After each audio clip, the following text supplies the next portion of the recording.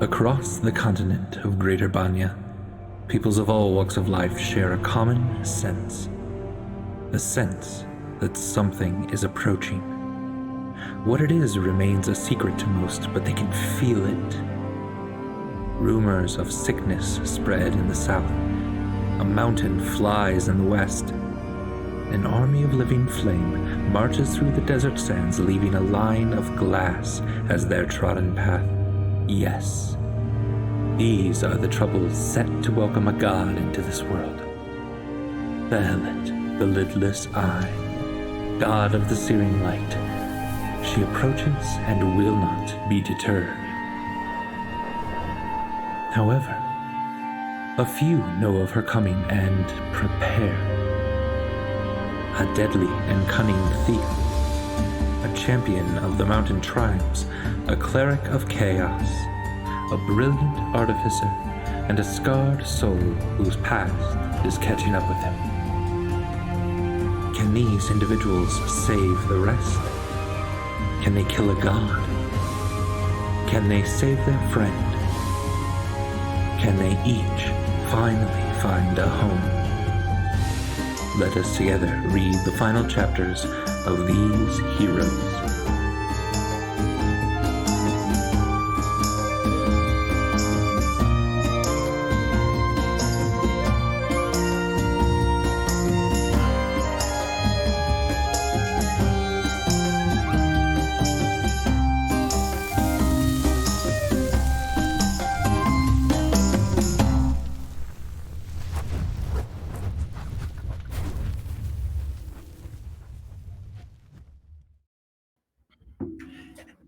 Hello, and welcome to Goats and Dragons. The stream where Helpful Goat Gaming plays Dungeons and Dragons, a game of shared storytelling where I make my friends confront their families. That'll make sense. I'm Andrew Gilbert, he, him, but tonight I'm your friendly neighborhood dungeon master, and I'm not alone. With me is Galway playing the tiefling sorcerer Charity.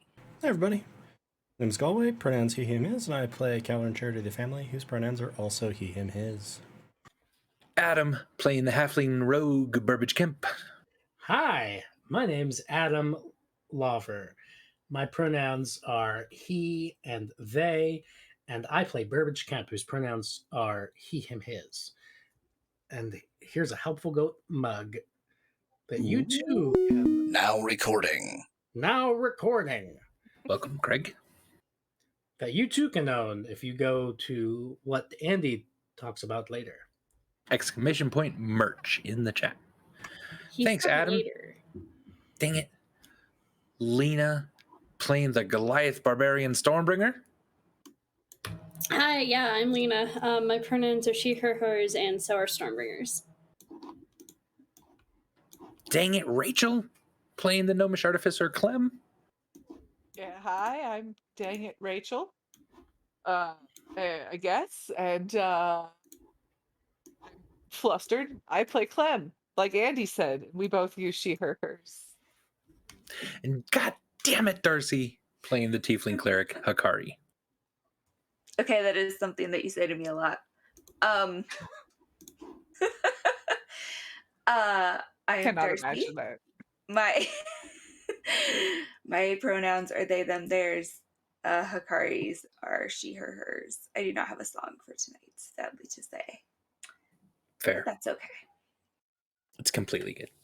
So, hey, you, chat, those listening and watching from the comfort of your own home, welcome to our live recording of the podcast Goats and Dragons. We have 3 podcasts that you can listen to.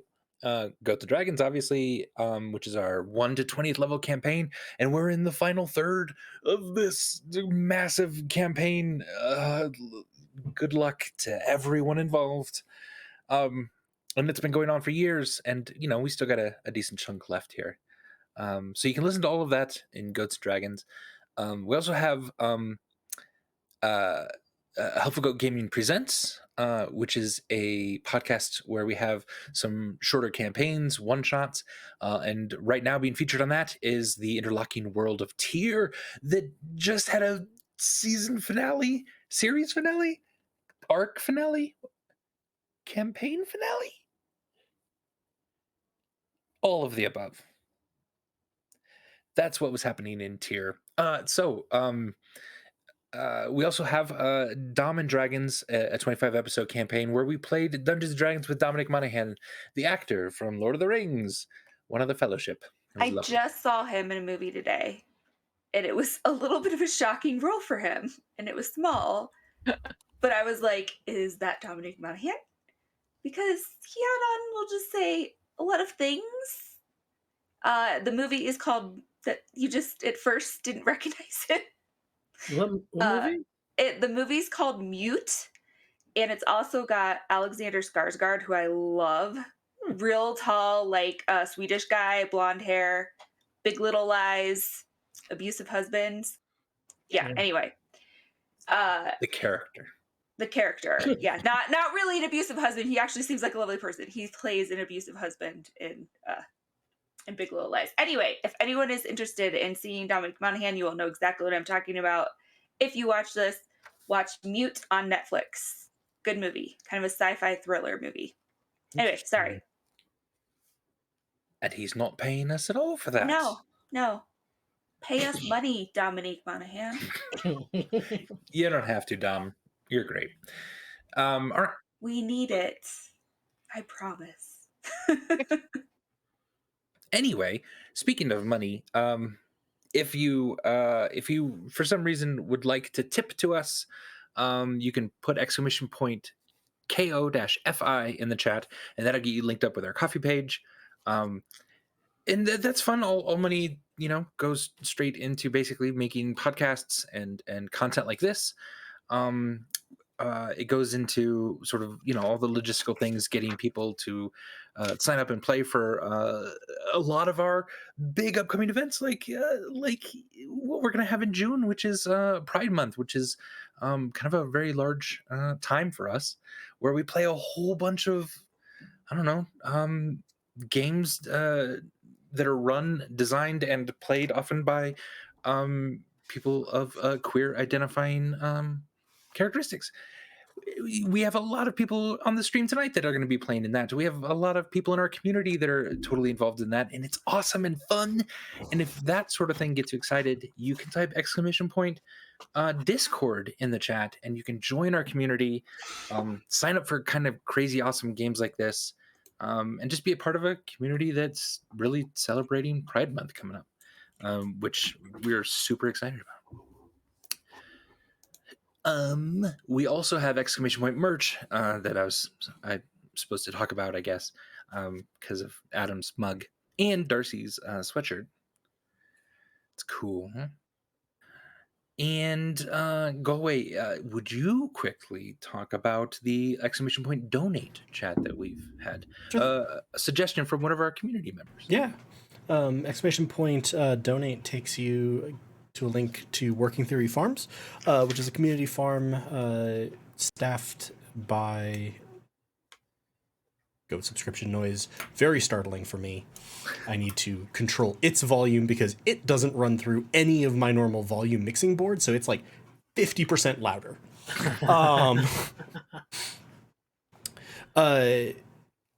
Basically, the workers are all at-risk youth who are given job skills, connected to members of the community. They help run and, in fact, manage community work groups that are going in as volunteers, so it gives them connections to future jobs, gives them more soft skills, etc. And the products of the farm are all given to families who are at risk of food instability in their local area. As always, we encourage you look out for something in your local area. If this sort of model of a community organized farm and donation oriented farm appeals to you, there may be something in your area. Probably not if you live in like New York City, but take a look around. And yeah, as mentioned, this was suggested by our community member and one of the stars of Spire, Ava. So another way that we really like getting our community involved. 100%. Do we have a Chelsea poem for tonight? We do. We do. Would someone read it? I was feeling like maybe reading it. Do it. Cliff Mill, a place with fun for all. Browsing the goods and wares of sketchy vendors, deals to be made delightful guards, and deals to be made with delightful guards, and the more than occasional brawl. Join in for 5% Burbage montage, 5% shopping montage, and 90% avoidance of murder attempts. And a plot twist reunion and further trauma with the family camp. If spy executions, snack bites, and booze sounds like a moral boost in extreme, you've come to the right town, the right story, and right family and DM whom are heard, loved, and seen. Seen. Lovely, lovely. Yeah, Chelsea, you're Chelsea. so awesome. Thank you so much for that. We do appreciate it. And what an excellent reading, Adam. Thank you. Sure. I there were a couple hiccups, but it was a B plus. Okay. Okay. So, ladies and gentlemen, previously on Goats and Dragons, the family made preparations for what seemed to be an army of fire elementals streaking straight for the town of Cliffmill. The town is rostering able-bodied soldiers with promises of land when this fight is completed. The family has concocted many, contacted many of their friends in this world and asked them to help defend Cliffmill. However, before the fight arrives, the family needs to find two things in Federo. One, Hikari's necklace, which might jumpstart Hikari's memory of a past life to pinpoint clues about the Hellfire. And two, the Hellfire, capable, according to the lore that's been discovered, of killing a god. Without it, there's very, very little hope. It is now 5 p.m. on a Tuesday. The sun shines bright, not a cloud in the sky. The town bustles with anticipation while a rumor of an approaching conflict begins to circulate. Already a few townsfolk are stocking up on supplies, boarding up windows, and a few are making preparations to leave. The great white terror, Peletoth, has been rounding up all the leather he can find in town. He seemed to be working on something, and the family has retreated to Missy's abode, which doubles as the town hall, in order to interrogate a spy named Friendly and to release those in Charity's dimensional care. One such release was a halfling named Potel, Burbage's uncle. And now, as Burbage and Potel stare at each other in the foyer of this grand estate, what is it all of you would like to do? Potel. So, like, I once knew a man who needed a place to stay. And he wondered if he could find a good hotel. He checked into a room, found a broom, started cleaning up, and called himself Potel. Is that good, Uncle? Yes, nephew, that's excellent. What's going Lie on? to the nephew that you just met. That's Your Charity's head is gonna pop back out of the door because he's in the other room into the foyer. I'm just like, is this where we are now? Hikari randomly bursts into song. Burbage randomly. Was that like a slanted rhyme limerick? I think it was like a defense mechanism against strong emotions. I was aware. Well, in that case, you did excellent. Thank you, Daddy, Uncle Potel. Well, I definitely ain't your dad. Right, you just said he's a git. All right, Git.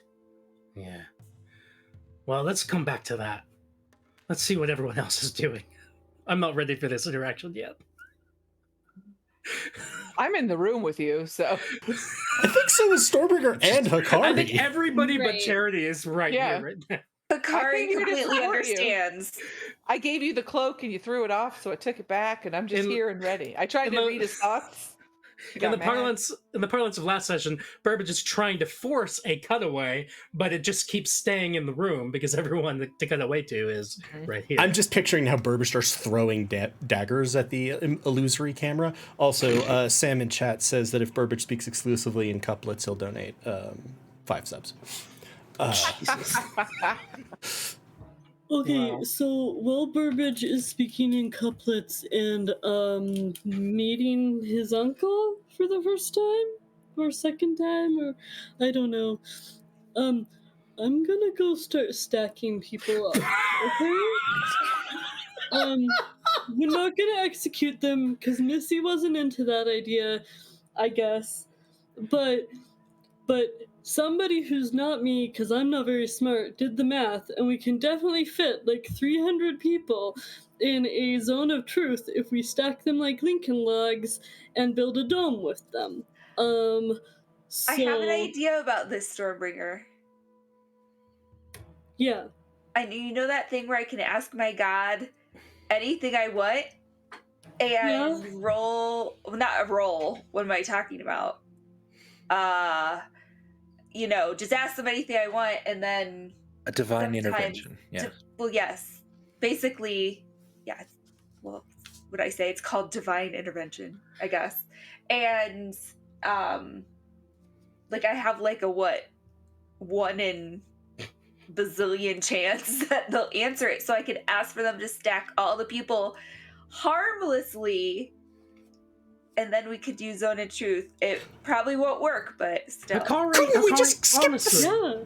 The middle step could be cut out. Hikari, that might be the weirdest, most irresponsible possible use of divine intervention that I've ever heard. From the other room, you're just going to hear, somehow now I'm suspicious. What? Oh, Okay. scratch that. It's the weirdest, most irresponsible, non-soup related use of divine intervention. What the I've fuck ever did you heard. do? Okay, I like your plan, Hikari. So you do that, and if it doesn't work, then you and me and all the other Goliaths will start rounding people up and stacking them. Just ask the god to point out the traitors. Oh, Oh, I didn't think about that. Also, Oh. we can't stack people without their consent. it's okay. They'll consent because they think we're heroes, because we are heroes. So we'll just tell them that it's part of our heroics, and we need to stack them. They'll be into it because they're Maybe let's into us. see if the god can do it first. Yeah, I think that's a good plan A. Stacking is plan B, and if that doesn't work, then we can just cast it on a small group of people as plan C. We could also, I'm just gonna say that she might be able to cast it more than once a day. So we could maybe have to do stack it fewer batches. people? Yes. Okay, we can stack fewer So people. maybe if we she can can do find that. out how often she could cast it, and we could do some batches that involve less logging. Yeah, that could work. So are we? I mean, Divine intervention. Divine intervention. Plan A. All right. So okay. What are you asking your I'm god? asking It wasn't. Oh, sorry. It's fine. that they point out the traitors, since Charity brought that up. Okay. I'm assuming is brought up. oh no, that was literally Charity shouting from the other room because Yeah. he keeps hearing you all's conversation as he's trying to get ready to imprison Friendly in, a different dimension. It's just like, There's a knock at the door behind you, Burbage, and underneath the door is slid a small envelope. in green paper. Sorry, I'm not surprised by green paper. I just was hurt all of a sudden. I didn't mean to gasp suddenly right after you said that. Well, I think everybody in the room, I think, turns and looks at this sudden appearance of a green envelope, and Burbage makes eye contact with everybody and then springs over, thinking that everyone's going to race for the envelope. You He all got lunges to get it. quiet. I'm nervous now. Does anyone else lunge to get the envelope, like trying to race Burbage to get to it? Let them answer, Andy. Not the one I'm in control of, at least. Nope. Nope. Clem. What did you ask? Kari. Is anybody else lunging for the envelope to try to get it before Burbage does? No. Nope. I'm just like, no. Okay, well, Burbage You gets tumble there on the first. floor. You scoop it up. Lightning quick reflexes. You land on While your feet. nobody else and is again- trying for it. Yeah, and I'm everyone is staring at you. He's trying to show off for his uncle. He's trying to, ha! You got us. Do you want a cookie, Burbage? Do you have one? No. You used to do these for cookies when you were real young, tumbling and all that. Oh. Now that you mention it, I sort of... How old are you now? Me? I'm 100 years old. I turned 100 in season 2. That makes me much older then. That's not good. Yeah. No, it's not. Can I get a shirt? Maybe? Yeah. He's snapping at Clem, like, Gamish. Clem? He's just snapping. Snap at me again and see if your fingers stay unbroken.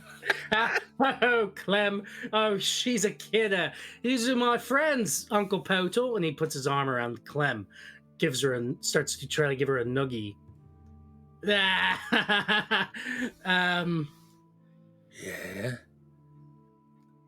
Hi, Clem. Hello. Anyway, I don't think she liked that noogie, but we're pals. This is Randolph. Stormbringer. If you could go over and just harass Burbage a little bit, I'd really appreciate it. No. This is I'm gonna Stormbringer. Send Randolph to Burbage.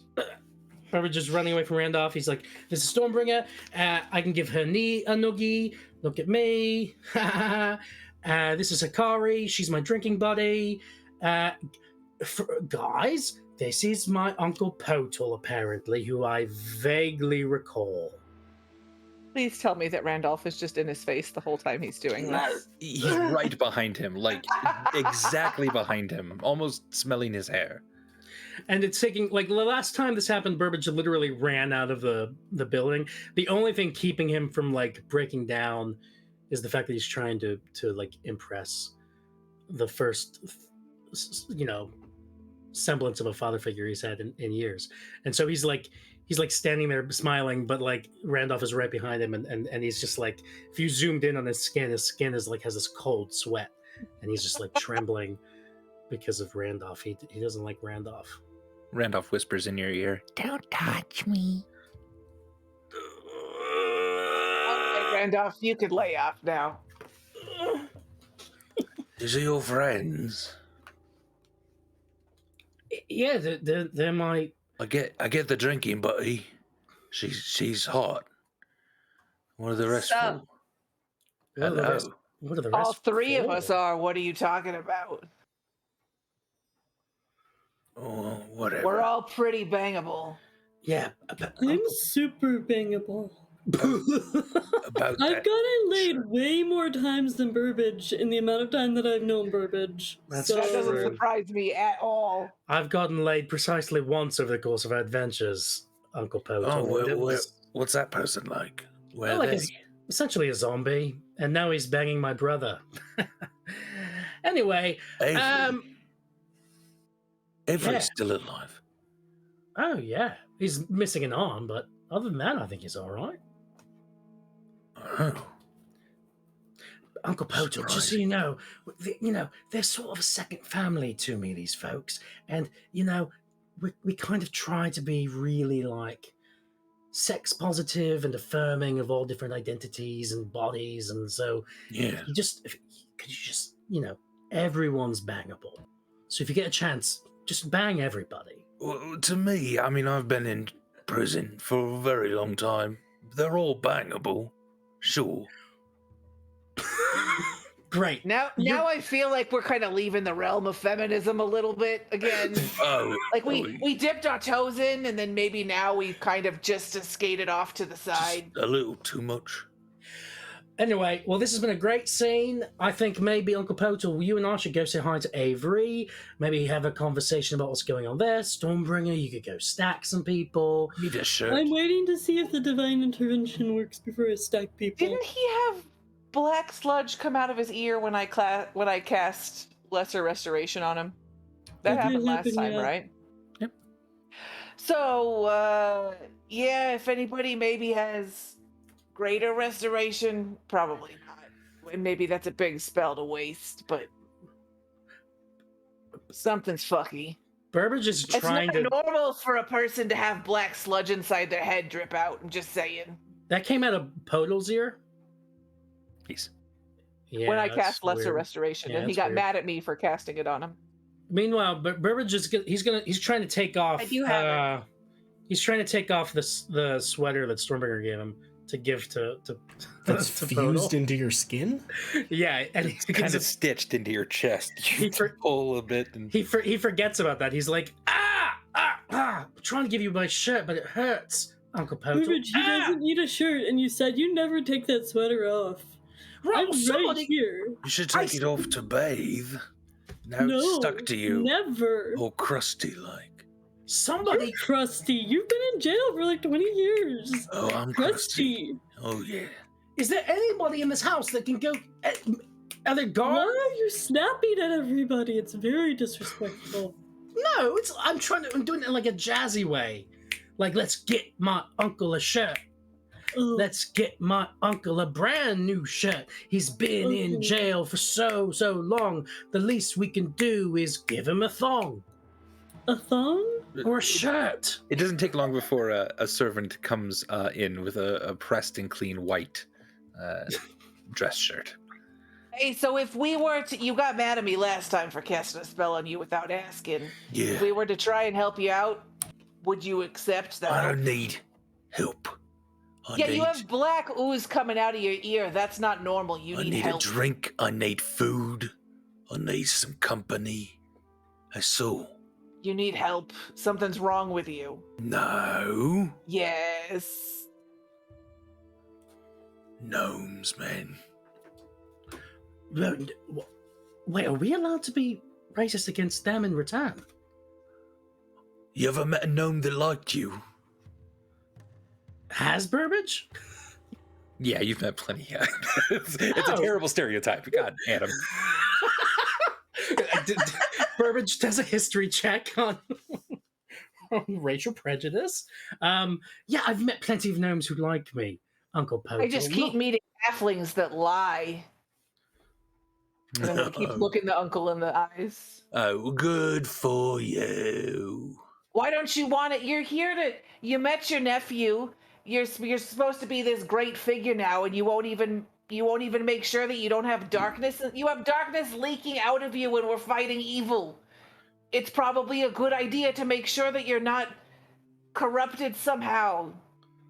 Yeah, Uncle Poto, I've got to say, that darkness kind of leaking out of your ear is sort of like a visual kind of representation of sort of my metaphorical state as somebody who constantly has darkness leaking out of me.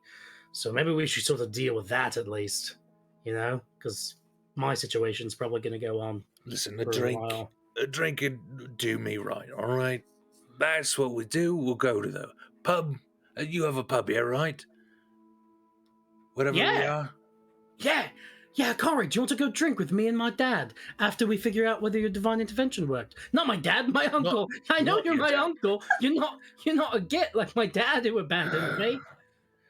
Just give it a Obviously, yes. complicated. I'm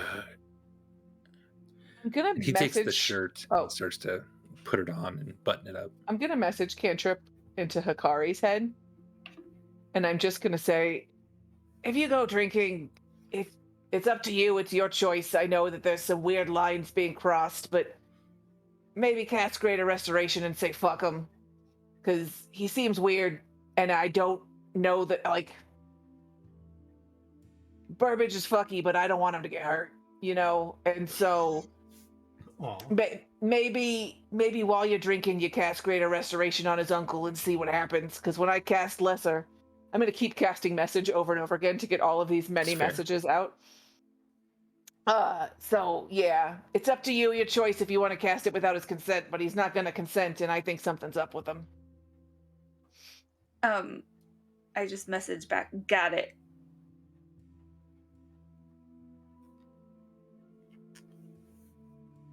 All right, let's go stack some townspeople. Wait, I thought we were gonna try to divine intervention first. I don't think it worked. Takari, did it work? No. Yeah. Well, Oh. you don't know. Oh, I don't know. Yeah, usually you're. Oh, I'm sorry. Sorry. Right after you did this, an envelope appeared, and no one has Yeah. opened it. Oh, I forgot about that completely. Right, yeah.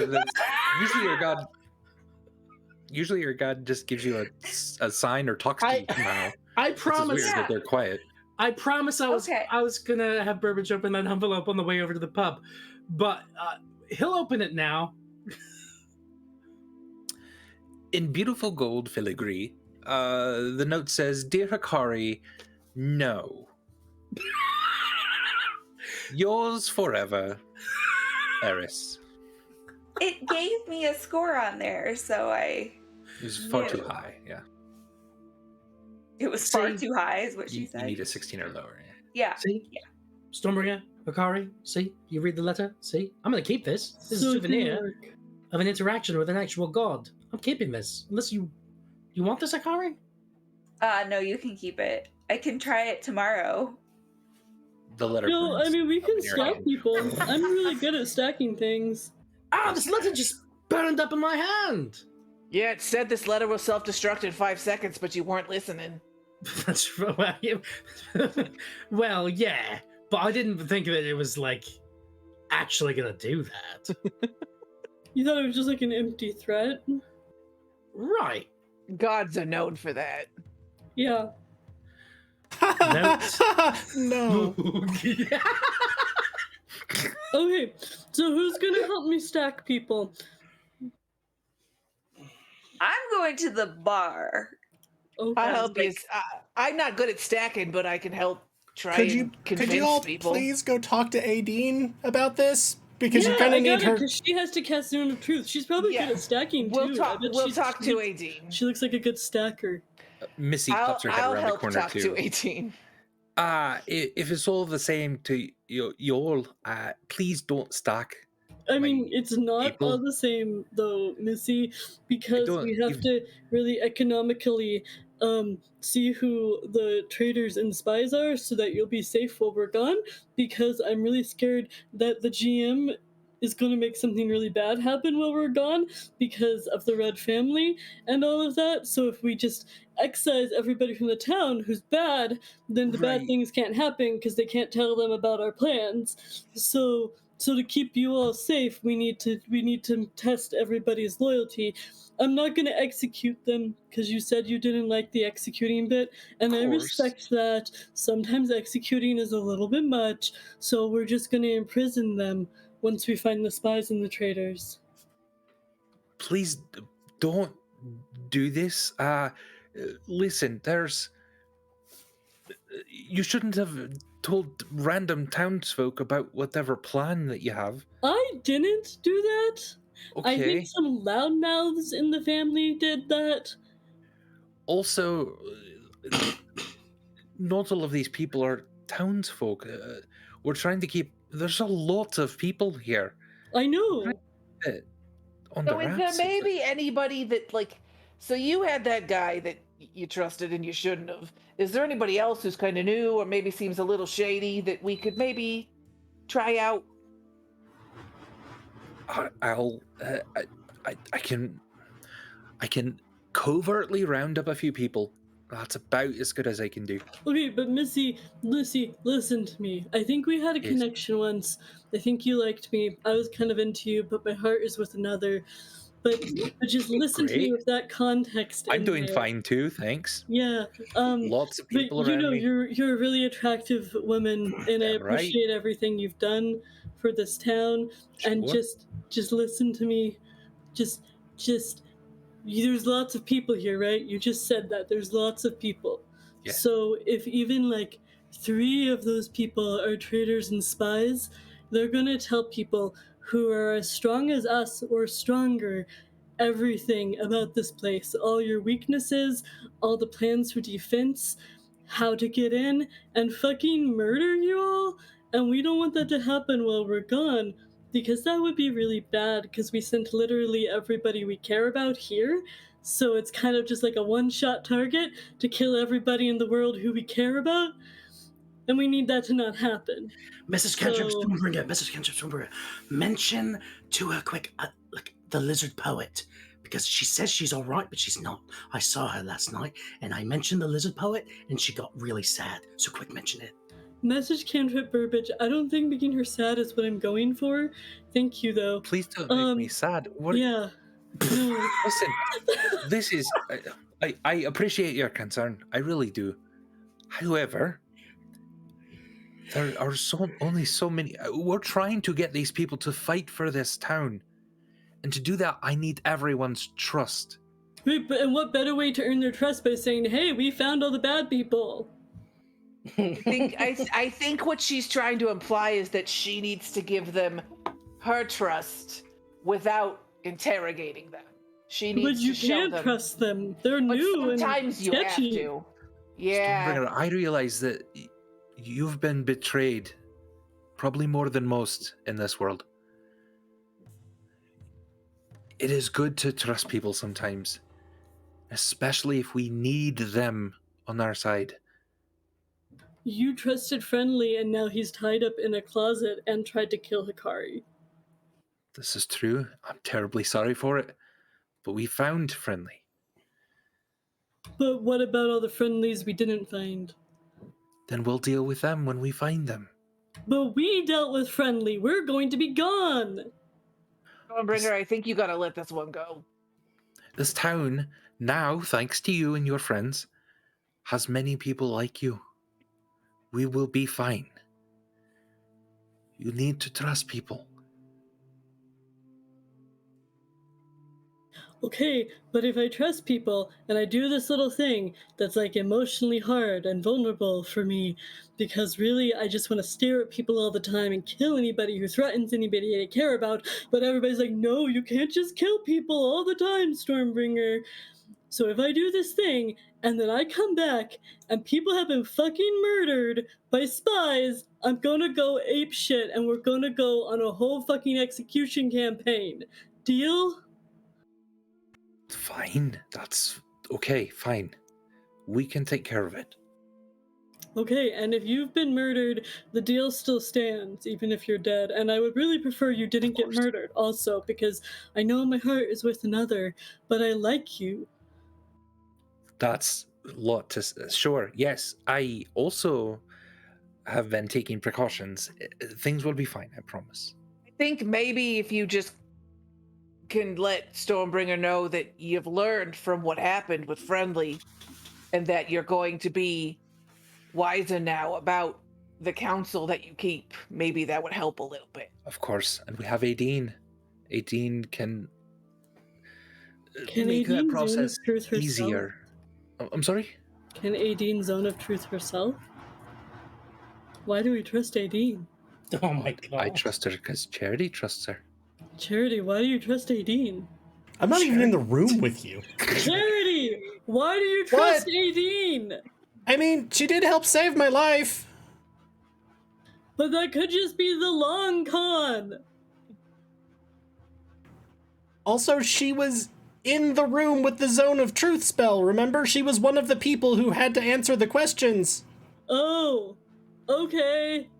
Charity! Good. Oh, God. Technically, how do we know that that any one of us isn't just, like an oni. Yeah. That's a really random pull. Charity, in It's front of you, not. Friendly is just kind of shaking his head, almost in like camaraderie with you. Like commiseration. Yeah. Like, oh Hey, man. hey, Podal, Uh, can you please get this party moved to the bar? that's what I've been trying to do, the pub. Okay, but Missy, before we go to the pub, I need you to put a list together of people who you trust too much or people who you're not really sure about, and we're gonna question those people, okay? You can keep it to like 30 people, max. That's too much. Listen, there's about 10 people that came in new recently that I would like to give more responsibility to, and if it makes you happy, I'll make sure that those people with Aideen are telling the truth. Okay, Okay? okay. And also the other people who you like a lot. Sure. I'll make sure that those other people that I like a lot, and there are lots of them that like me and that ask me, to drink a lot. So I'll ask them too. They're cute too, most of That's them. good. That's good. I want you to be happy. You're a Message- cute, competent Message cantrip person. Stormbringer. Mention the lizard poet. She's Message- throwing her. She's throwing her weight around here. I don't like it. Message cantrip Burbage. No, you said it makes her sad, and that's really not what I'm going for. Who's Trying telling to, you like, to close make- things off good with the people who I had kind of things with, since I'm gonna go be a Roburn woman. Oh, And at this, Missy looks over at you, Burbage. wait. Robin's alive? I think you were there when Charity told me that. Uh, Oh wait, maybe not. I'm Maybe not you were con- still captured. Yeah, no, this is news to me. Are you fucking serious? Yeah, Roburn's alive. Can and- you please go have this conversation somewhere else? Not in public! Burbage, I swear to God, if I find out you have mentioned our plans to multiple guards, there will be consequences! I am going to slip Randolph into your room while you're sleeping! He listens to me!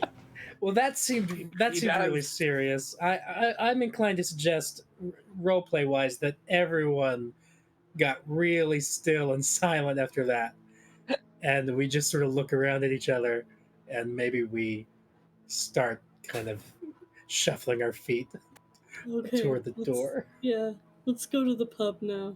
To get a drink. I don't think I mentioned my plans to. Yeah, we're going. What is Charity staying behind to do? I'm putting Friendly in a box. Oh, Hey, okay. Charity, I'm leaving you here without me because I trust you, and I trust people, and I'm able to trust people, and I don't maybe trust everybody equally, so I'm going with the rest of the family to the bar. You better not fucking leave town again on your fucking horse to go rescue some fucking person from the woods. And also, you better not get mushroomed by Friendly. Clue and I are just gonna sort of stare at each other and grimace. Shit. Caught. Clem's gonna look at Charity and say, I don't really feel like going drinking with that asshole. Not specifying which asshole. And is it okay if I stay here instead? Sure. No. Oh, Yeah, yeah, you're you my still best don't get to friend. dictate what I do. You have to go drinking with me. You're my I best really don't bud. want to be around that guy. I love hanging out with you, Clem. You're a really bad liar, Stormbringer. I promise you I'm fine. Like you. Nothing has happened today. I have done very good on my own. I am intelligent and capable, I promise you. Charity Clem, will last also... time I left you alone, you blew up the end. Yeah, and From- Charity was able to contain me easly. It's fine. From He's a the safe other person. room, you now see this eruption of like flickering silver light. For the love of not gods!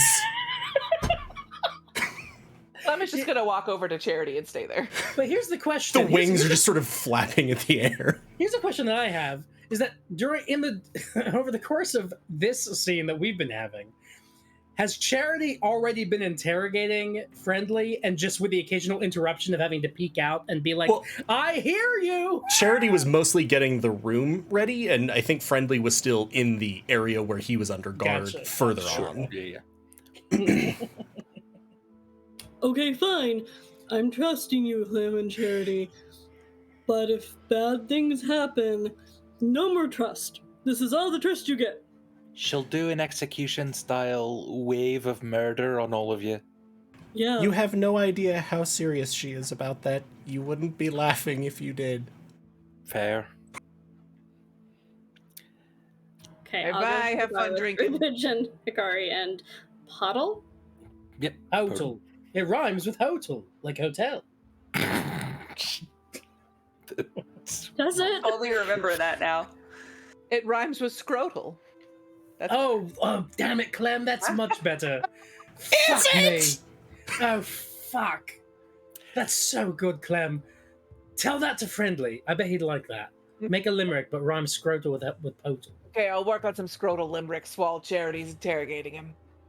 Bye. So Hikari, Potal, and Burbage step out into And, the and Stormbringer. And late afternoon. And Stormbringer. Stormbringer step out into the late afternoon. And it's a brilliant day. It's nice and warm again. One of the first really warm days of spring, it feels like. And you head toward the pub. So Clement Charity, what is it you're doing or would like to do?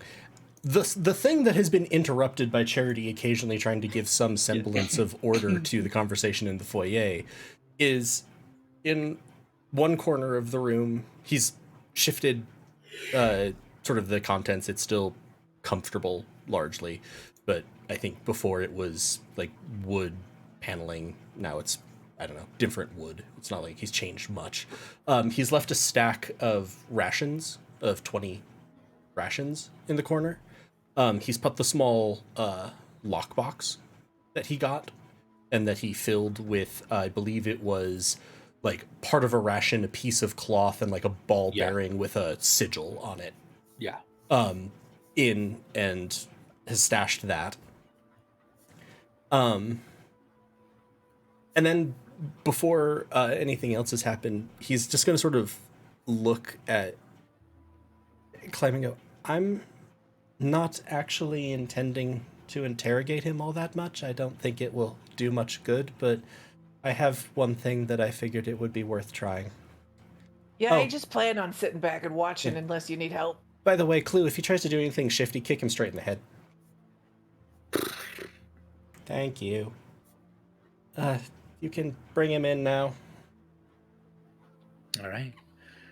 A few guards flank Friendly on either side, who has a blindfold around his eyes, a gag still in his mouth, but his very, very large ears are kind of still waving like wings, butterfly wings on either side of his head.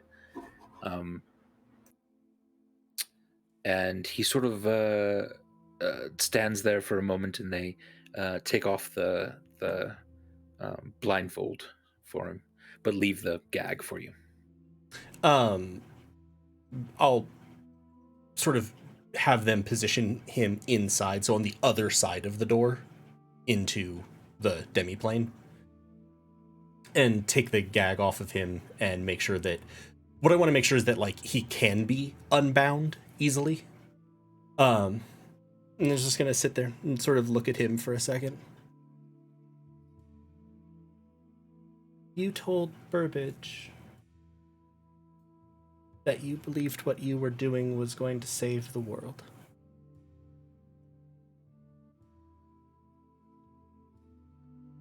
He nods.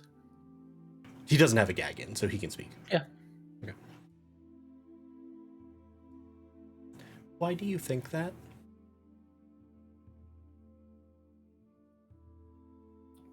I would have thought that you, of all people, would know. Behelit is a being of light. There is a darkness coming that maybe only Behelit's light can move aside.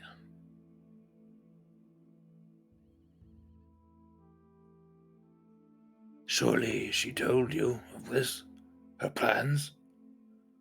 Why she even wants to come into this murky world of ours?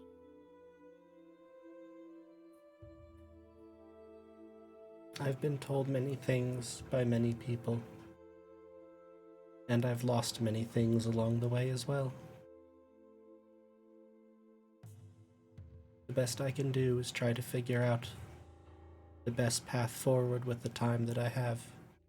It is all that is given to mortals. I respect that you believe in what you are doing.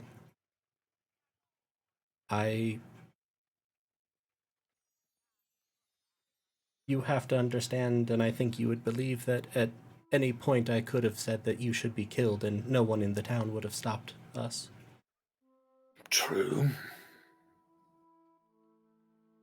And legitimately, you tried to harm one of my family or friends grievously and in a way that is particularly upsetting to me, so I've considered... I don't want to lie to you. There may not be a zone of truth right now, but I don't see the need. I considered long and hard what we should do. Death was one option, interrogation and torture, but I wanted to respect your conviction and perhaps leave you with a question as well. You'll see there's a stack of rations sufficient for 20 days. I figure that it leaves you a little extra food, given what you know of the timing of when people will arrive, I'm sure. There's also a box, which I made quite sure will be difficult to open, and honestly, for your own good, I would recommend not. This isn't actually a threat, this is just... There's some things inside. Tell me, do you know how the spell Demiplane works? I am not very versed in magical means. I can always find my own. I can select them. Others have to know exactly the contents of what's inside. The exact, precise contents. Otherwise, they will never find that plane. It will exist forever, shuttered off from all other reality.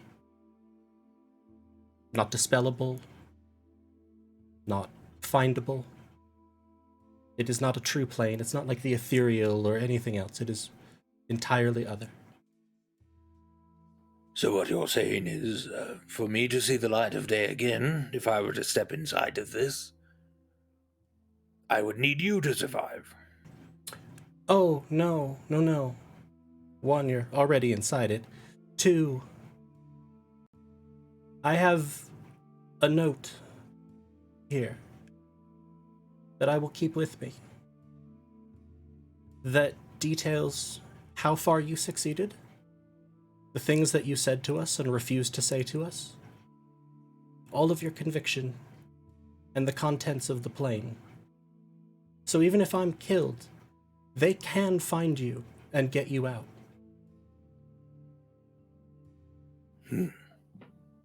My question that I'll leave you with is, do you think they'll bother to? And do you want a world where that is the only light? Mm. You then hear in your head, Charity. Perhaps you are correct. Perhaps you are mistaken. I, for one, can't wait to see how this shakes out. I will await you at your service in your world.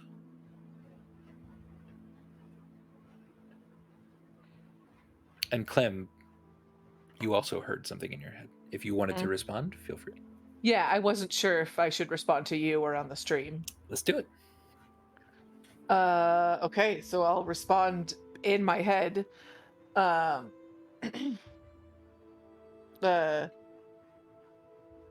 you asking? You just hear a chuckle. I know I'm funny, but that wasn't a joke. I'm ready now, he says aloud. Imprison me in your little plane. I want to do an insight check just to see where I think the source of his amusement is coming from. Okay. I have guidance on. As a note. Fair. Guidance. The cantrip that makes you and your friends better at everything. Use it early, use it often. 20. With the 20, I mean, there's not a lot of people in the room. He's looking kind of straight at Clem. All of a sudden smiling. But is the sense that I get particularly, I don't think he can undo this. I don't think he possesses the level of magic like, he's not like, oh yeah, cool. Right. I can just pop myself out of here. With a 20, he seems contentedly resigned. Yeah, like his I will await you here and we'll see what we see was sort of genuine. He's going to be there. Yeah, as far as you can tell, that is what, Charity will sort of like, I'm glad you are ready and I hope to see you in a couple of weeks. Oh, but just to be clear. And again, sort of cracking through reality is going, Charity's horn will form out of flames. You harmed one of my family, so I can't let you entirely go. And as the door begins to fade out of existence, Clem's rendition of The Girl from Ipanema will begin echoing inside the chamber. Have fun. No. And what does that sound like? What does he hear?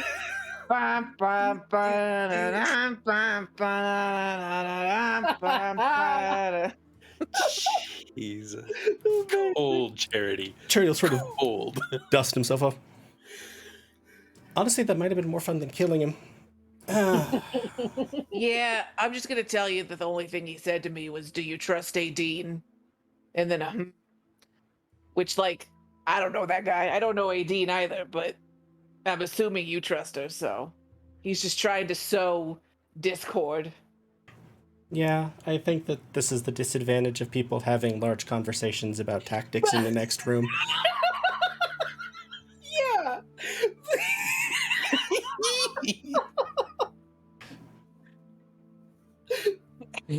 And Charity will sort of look.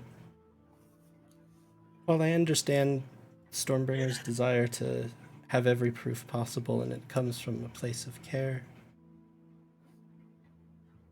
Missy is also right. What I'm fighting for is not a world where we have control. It's a world where people can choose and be the people that they need to be, want to be. And I do that partially because of Adine's advice. At some point, if we can't trust anyone in this town, then we've already lost. I agree.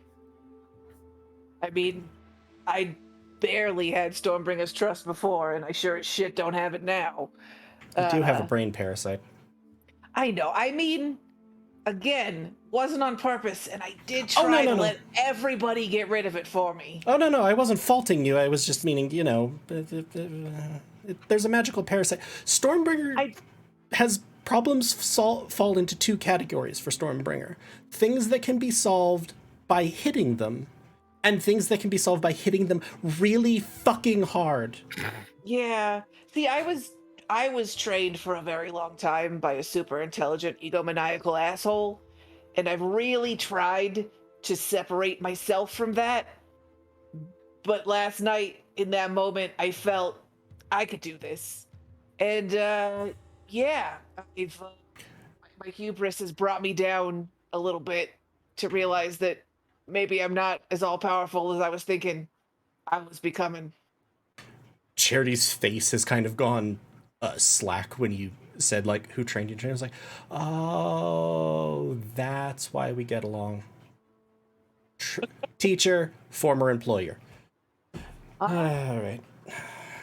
Let's go find them before they destroy the bar. Oh, also, there's going to be some really shifty guy who's going to... Oh, also, meant to. Charity's going to hand you the dagger that the stranger had given him. Could you tell me what exactly is up with this? I So could far, it try. hasn't been a bomb. All right. Should I do a investigation or arcana or? Arcana or history would work. Okay. And it is a magical item, which I think does something for It you. is. I get, oh my god, so many things.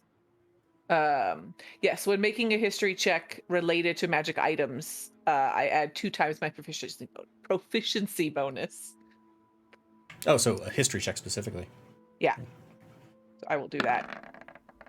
Jesus Christ. What did I roll? A 4 resulting in a 9.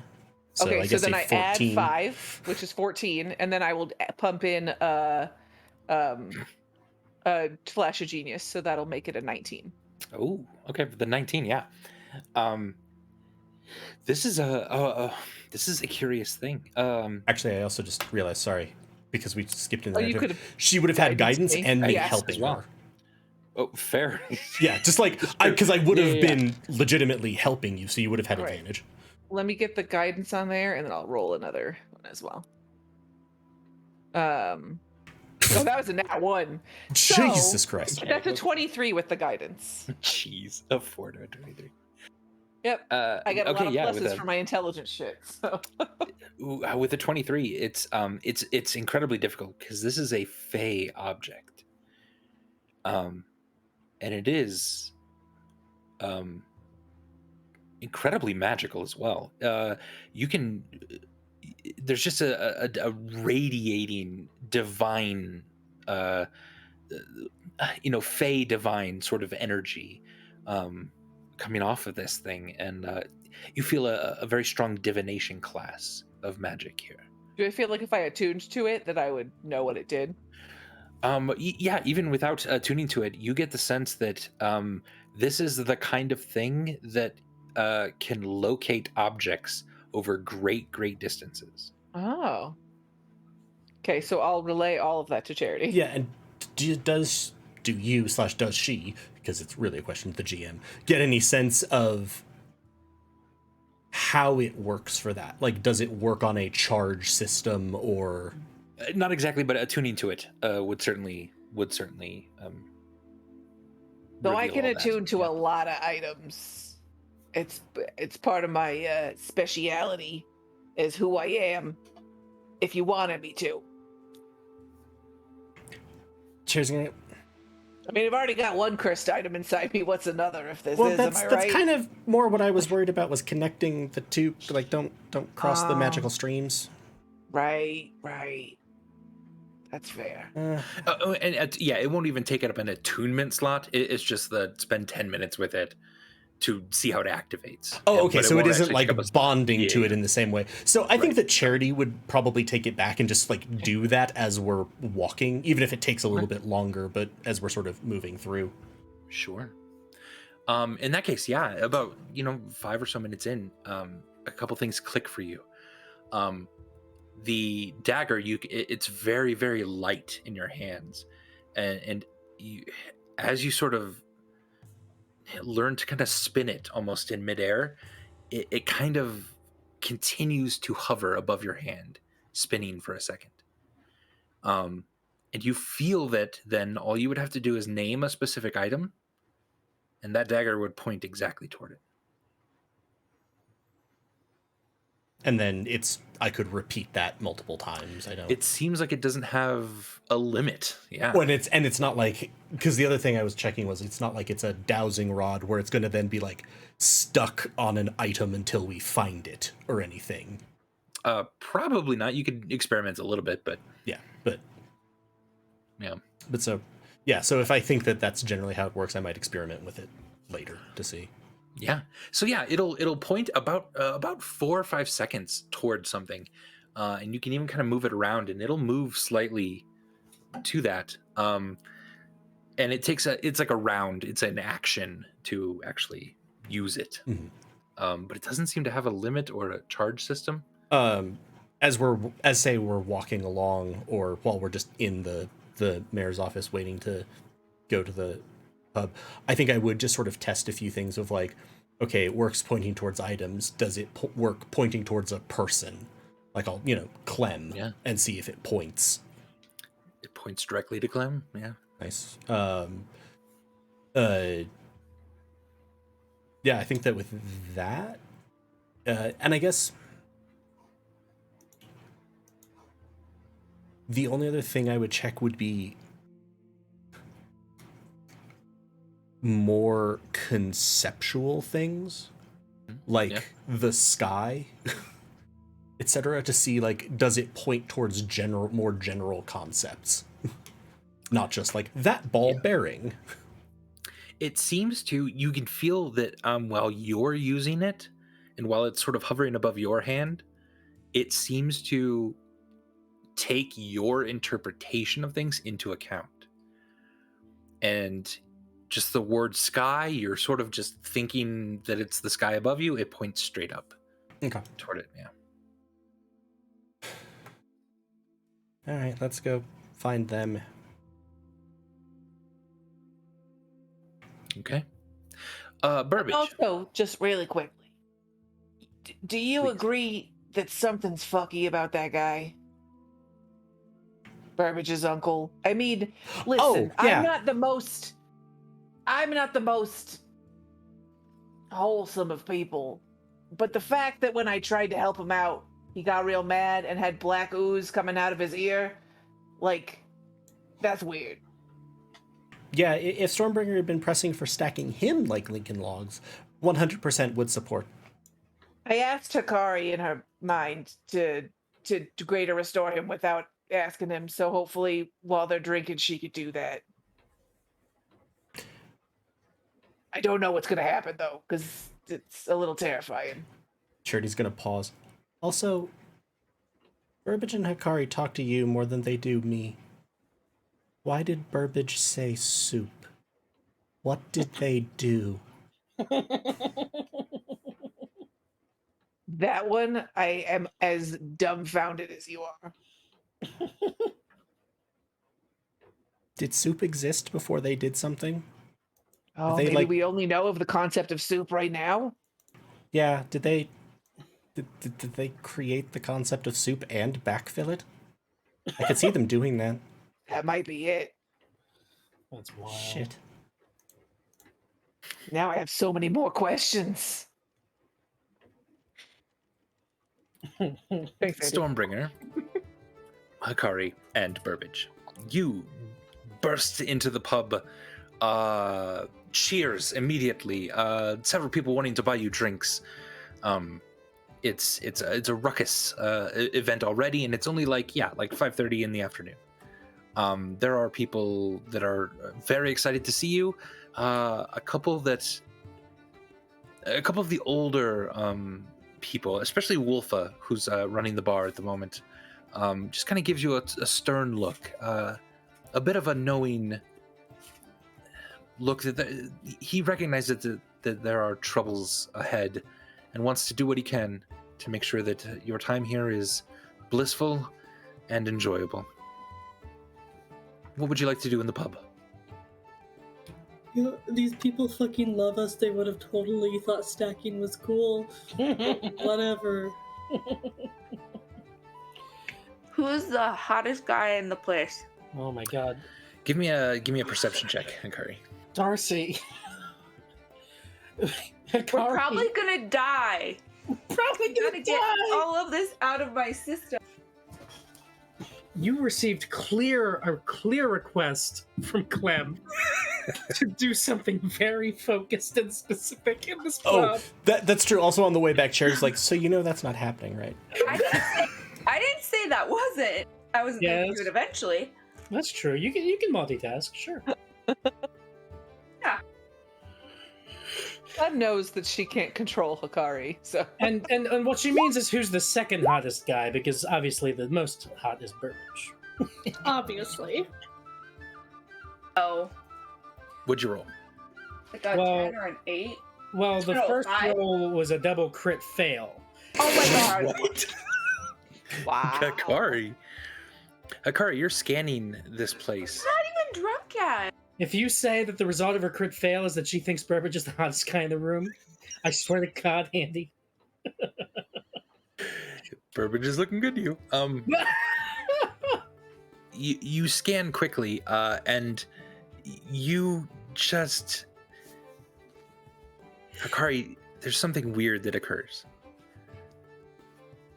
You don't find many people here attractive at all.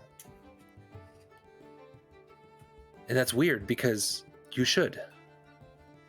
There are fine-looking people, don't get me wrong. But that weird itch, that drive, doesn't seem to be there as much right now. What are you doing to me? I didn't roll a 1. Hakari, you are cured of all of your bad habits. No, I'm just kidding. Yeah, you just don't find anyone right now very attractive.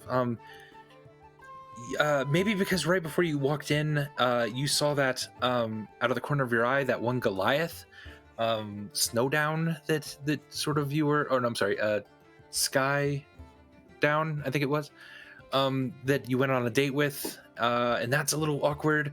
You see Arbin and Avery enter the bar as well, and just, I don't know, it's just, there's just a little, I don't know. You're starting to get to know these people too much, Hakari.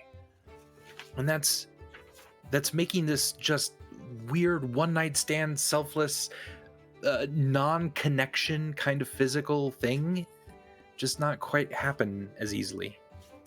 But hey, maybe you get a few drinks. There's certainly a lot of fun to be had. And you do see a few ladies in the corner who are giving you an eye. They all have really dark, kind of blood red cloaks on. One of them's kind of playing with a dagger on the table, and sees you and kind of gives you just a little bit of a whistle to come over.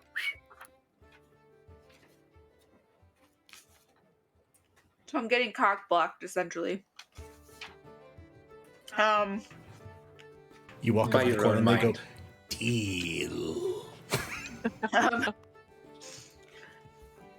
So is what's his name, the uncle, drinking yet?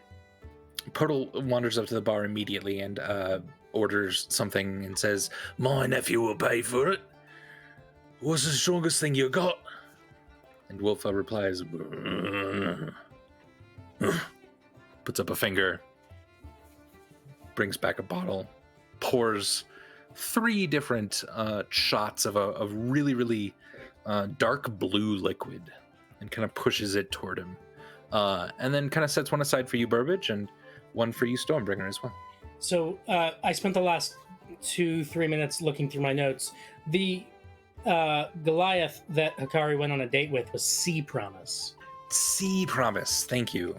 Not Sky Down. You are welcome. I could have found that Appreciate much faster if I kept my notes on the computer instead of handwritten, but oh well. All right, yeah, Burbage will pay for the drinks. How much do those cost? I will diligently track that in my character sheet. 3 gold. Each? No, total. Oh. I go from 3,490 gold to 3,487. We don't get the opportunities to buy shit a lot. Yeah, exactly. So wait, do we all have did we get the same drink? This blue drink? He poured 3. 3 drinks? One for wait. Portal's already drunk his. Poto has one, I have one, and Akari. So as No, soon the as other one he was drinks Stormbringers, it, I think. yeah, that's fine. As soon as Podal drinks it, I have to like put my hand on him to do greater restoration, or what do I you do? Is it a touch spell? Does it require components? I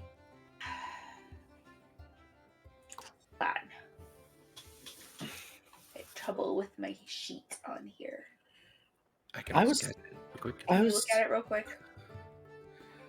I'm just seeing in the It's Discord touch. chat. What is this about cult ladies? I think I might have missed that while I was looking for Sea The Promise. people in the red coats, the cloaks that are just like eyeing Hikari up, like this Yeah. is super culty. Have we seen these people before? Are they? They're not Fireblight cultists, are they? You don't think so? No, they're not wearing masks or anything weird. They seem better put together than the Fireblight cultists we've met in the past. It's true. It does require 100 gold pieces worth of diamond dust. I think I have that. And Oh, it- I don't know if I a should do touch. that on this though.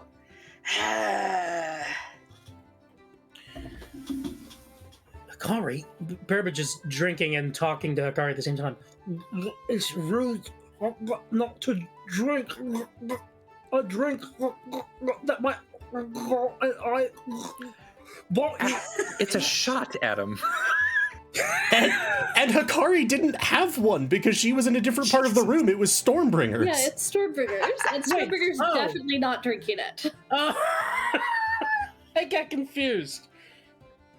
Well, I all probably of that. walked up to the bar and drank it. Then, if you're not gonna drink it, and then did the greater Okay. restoration. I don't know. I forgot it was 100 gold. pieces You worth do of have diamond. 100 gold worth. Yeah, of but dust, but that's I it. kind of want to save that. You for, know that. You also know that Clem would has tons of shit and would give you stuff in return for doing this. Just saying. Also, Clem, we have a fair Clem amount is- of gold and could acquire that kind of Clem, stuff pretty easily. Clem has a ton Okay. of fucking spell components because her Okay. bags are just literally bags and bags And- of stuff. Correct me if I'm Okay, wrong if about that, I would Andy, know but that. like, it would be relatively easy for us to get some extra diamonds, etc. It's just 100% on the way up. Yeah, so I'll just need to get that before we leave then. Fair. Because I like to have that on hand. And I'll go ahead and cast it. All right. Are you trying to be sneaky about casting it? No, I just walked up to him and just like. So he pounds it, and Burbage, you also take a gulp of this shot. Well, I think then- because he's talking while drinking it, he keeps on accidentally spitting it back into the shot, and that's why Sure. it takes so long to drink it. That's like, so gross. It just like it's going down. How does and then Burbage talk? And then he's talking, and as he's talking, it kind of gurgles back up Wait, out Adam, of his Adam, mouth. demonstrate with your cup what's happening here. Well, I finished my coffee. Good. I don't want you to do this with an actual Here, liquid. no. let me just collect a bunch of saliva quick, and I'll do it with that. Oh, Okay, God. yeah. No, I hate it. Twitch TOS, please stop us. That has to be wrong, right? Right? Look, just trust me. That's what happens. Okay. Hikari, you come in and you slap Podol on the back. Well, first I noticed Stormbringer hasn't drank her shot, so I take it because I Sure. walked up. And then I slap him on the back. All right. Yeah, he This looks is over gonna at be you. fun. This will be interesting. I'm He excited. looks over at you, taking the shot. It's a weird mix of a very, very strong kind of blueberry liqueur, with kind of a chocolatey aftertaste, and then immediately it burns. It like burns like cinnamon. It's a wild sort of drink. There's layers to it, but it's not bad. It's not bad. And you already feel just a tiny bit woozy, both of you. And he's kind of laughing a bit. Another! I want another! And as you slap him on the back, a fistful of diamond dust just poof, sort of billows and lights on his head, and he's trying to wave the dust out of his drink and out of his face.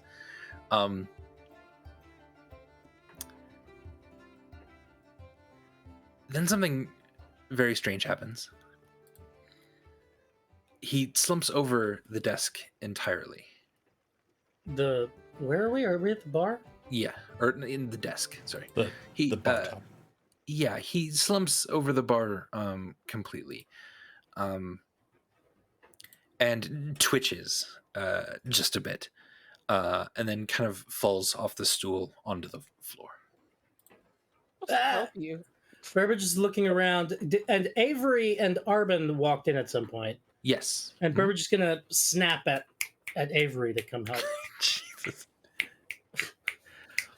Burbage, yeah, who's this? What's all this then? No time for that. Just help me get him up. There's something wrong with him. Okay, well, all right, he's our uncle, but we've got something happens. Is he dead? I do a medicine check. Burbage does a medicine check. Or Burbage Okay. tries to see what's going on with him, which triggers a medicine check. Can I do that? Let's see. 10. 10. You don't feel a pulse? He feels cold already, Too soon. which feels weird. He's not breathing. This was And from. he twitches again. Wait, but he's moving? He's twitching again.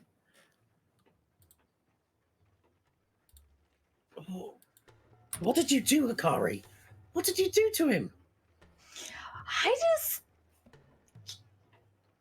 what Clem told me to do and cast Greater Restoration because the sludge coming out of his ears was sure, it? but Or I nose? expressly asked that we not cast spells on him without his consent. But I Is wanted he to see what okay? would happen, and Clem told me to do it. Taking no responsibility.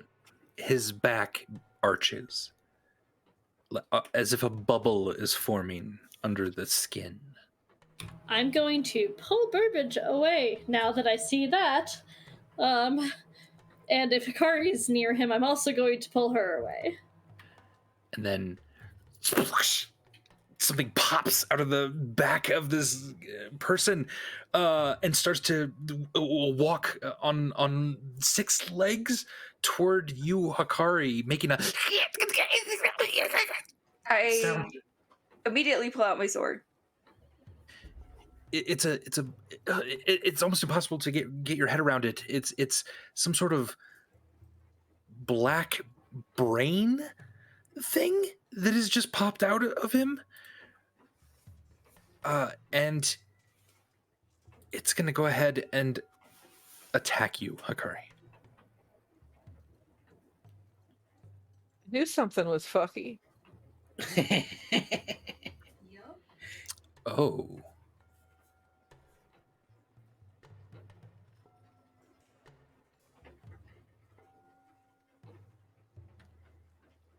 Hikari, I need you to make a intelligence saving throw.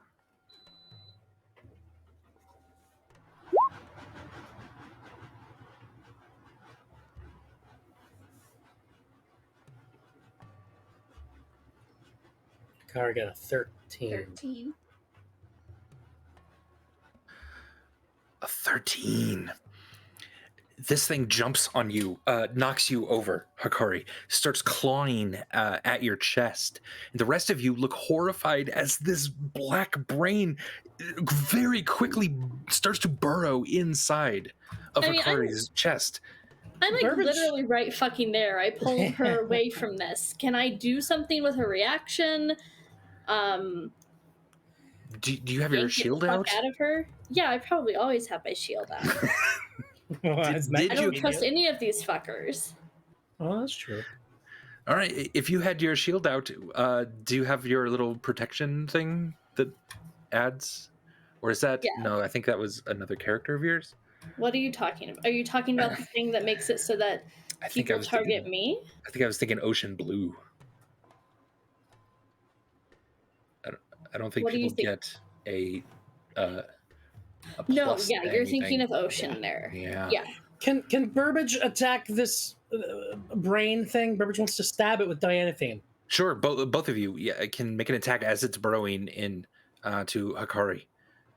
Can I rage and do a grapple to yank it out instead of slashing at Hikari's chest with my gigantic wave? It's more, it's like an opportunity attack, essentially. 18 Fine, hits. but this is non-lethal damage. I hit it. 18, 8 piercing damage, and I have Piercer. So when I hit a creature with an attack that deals piercing damage, I can re-roll one of the attack's damage dice, and you must use the new roll. Wait, why is this automatically rolling damage and not? Oh, also, one of your allies is within 5 feet of it, Yes. and So it's Dianathine sneak- is a dex Sneak level. attack? Well, Both of you hit the glaive as well. It's non-lethal damage, I said. Okay. Yeah, I guess I'll do non-lethal damage also with my sneak attack. I'd rather get a little hit by a glaive than have a brain burrow into me. Well, it will still go unconscious. It just won't kill it. Or Burbage, you. was your attack non-lethal? Yeah. Okay. What was my? Can somebody look at the math on my die anything attack and tell me what the damage die It is was? the die was a 2. Your dex mod is a 5, and Dianathine is a +1 So weapon. the die was a 2, and what die was what? That was a D 8, I think. 8, I think. 8. I'm going to use my piercer feat Mhm. to re-roll that damage die.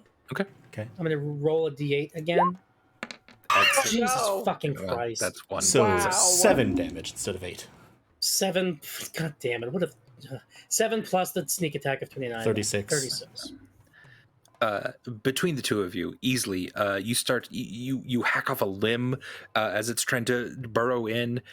You smack it away just before it seemed to seep into an impossibly small space within the gash that is now in Hikari's chest, and it is now unconscious on the side of the room. Everyone has backed off. Hikari, you are kind of bloody. You took about 6 slashing damage from all that. And now there is this thing in the corner of the room, and a whole lot of blood everywhere. It's okay, Burbage. I know that's your uncle, so I didn't hit it lethally. It was non-lethal, so we can still. Your uncle's okay. Your Wait a uncle's minute. okay. This thing came out of the uncle, right? Yeah, he's still lying without a He's pulse on the still floor, over right? there. So Burbage stands over this thing and is like just for like a moment, like, this is gross, and then goes back over to Podol to see how he's doing. While he's doing that, I'm going to go grab the thing and tie it up. Sort of a round spherish thing with only 3 Yeah, legs now. I'm just wrapping it in ropes, okay? Fair. I mean, you could tie rope around its legs. Like, you could gather its legs yeah. up and Yeah. tie them. Yeah, and then wrap it whole in rope, just Okay. really immobilized. No change in Podol. Burbage has. What does Burbage have? Does Burbage have a? I mean, like, what would Charity do? What would Charity do? I've got a healing potion. But I don't know. I don't know that Burbage doesn't know the nature of his ailment. Also, let me know whenever Charity and Clem arrive at the bar. Sure, yeah, you're not too far behind. Burbage will pour like healing potion down into his mouth. Okay. That doesn't seem to be any effect. Would the spare the dying cantrip do anything? You could try.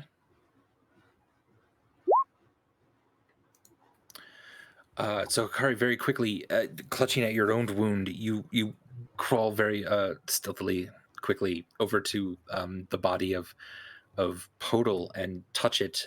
You try to spare the dying, but it doesn't quite latch. This is already dead. Okay. Is there like a big, huge, gaping hole in his back that this thing came out of? Yep. Is this just a dead body? Is this Do I get the feeling that he was dead already and this thing was controlling him? I'm not there. Is this just Burbage's dead uncle? Sounds like it. Yep. Burbage will do an Arcana check. He's trying to get a sense of like Burbage is never gonna forgive Clem. what is the magic situation here. Okay. Arcana, please.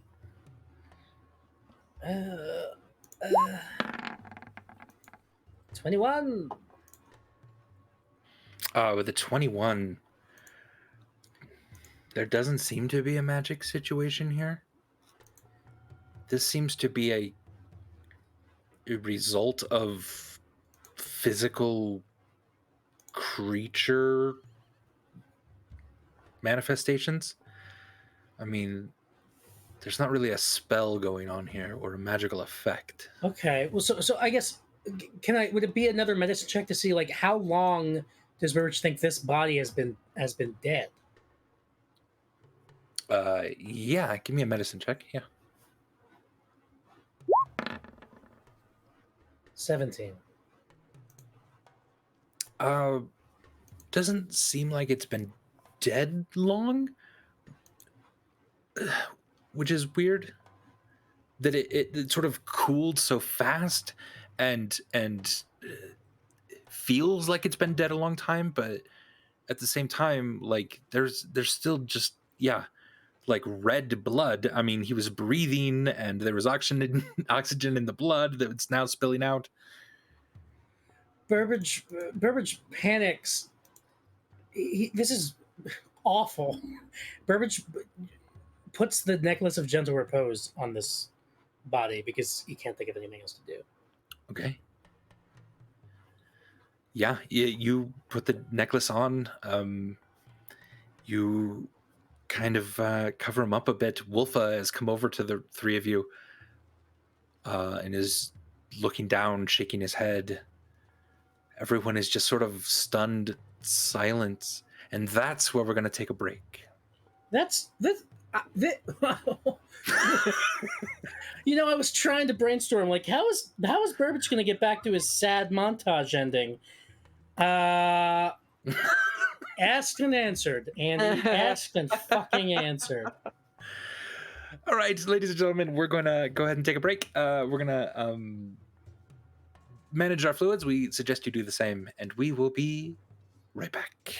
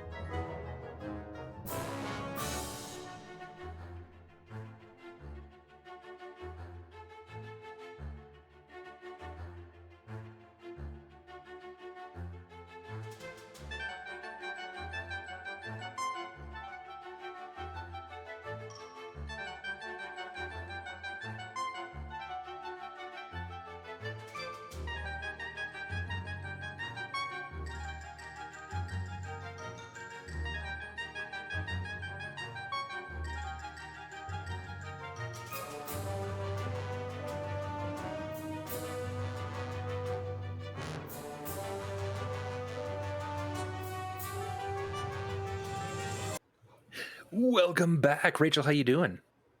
Right. Because she's chewing. She's chewing. You're such an asshole, Andy. I know. I'm a consummate professional, okay? Not only an asshole to my actual friends, also an asshole in the game, because where we left off, Burbage's new father figure who was about to solve all of his problems turned out to be just an intellect devourer walking around in the body of Poland. Jesus Um, Christ. Did you just get his name wrong too? I did even get, yeah, I did. Did you just call say him Poland? Poland? I don't know why I kept wanting to call him Poland. This is adding insult to intellect devouring here. Okay. I hate this. Whatever his name was. Potal. Rhymes with Potal. hotal. He was Burbage's uncle. He was his father figure for at least half an hour. Let's not insult his memory by calling him Poland. That would fuck up whatever limerick Clem came up with. Also, I literally thought that he said Poland. I'm like, Poland. what? So that's where we left off. And now there is silence in the pub. Everyone is shocked at the mess that's on the floor at Stormbringer, having wrangled this brain thing, tying it up. Avery comes over to you, Burbage. You share a moment. You explain to him very briefly who this was. He remembers a bit more of him than you do. And he withholding some information, he sort of lets you know this isn't a great loss.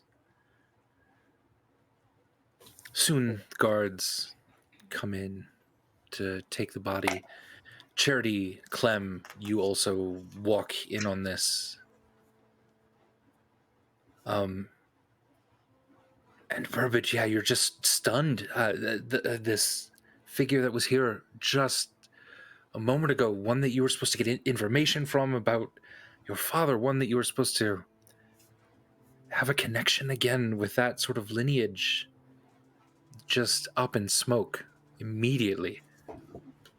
All from Hakari trying to help him. Yeah, trying to help him, not trying to just see what would happen. Fair. Hey, what the hell happened here?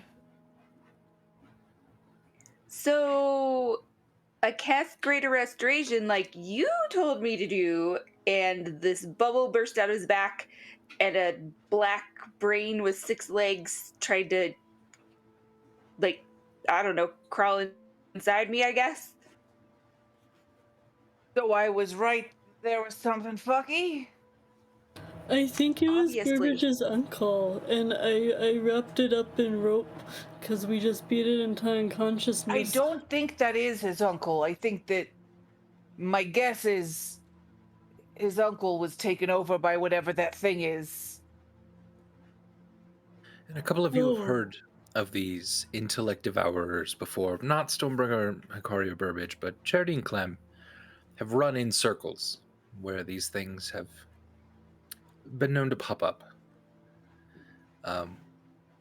Yes, you can pretty say confidently that the actual uncle was gone a while ago. Wait. So this was like inside him, so he was like possessed, but not alive? Yeah, I think he Kind was of dead. like what's going on with you? No, I'm very much alive and in charge of my faculties. I just have somebody sharing space. Mine is more like an unwanted neighbor in my brain. His was more like a parasite that hollowed out his insides and took over it like a house. But Charity, that's what a parasite would say. Charity But has it's like not. gently lifted the necklace from him and is sort of like sitting, not speaking to Burbage, but just sitting with him, and is just gonna turn and look at you.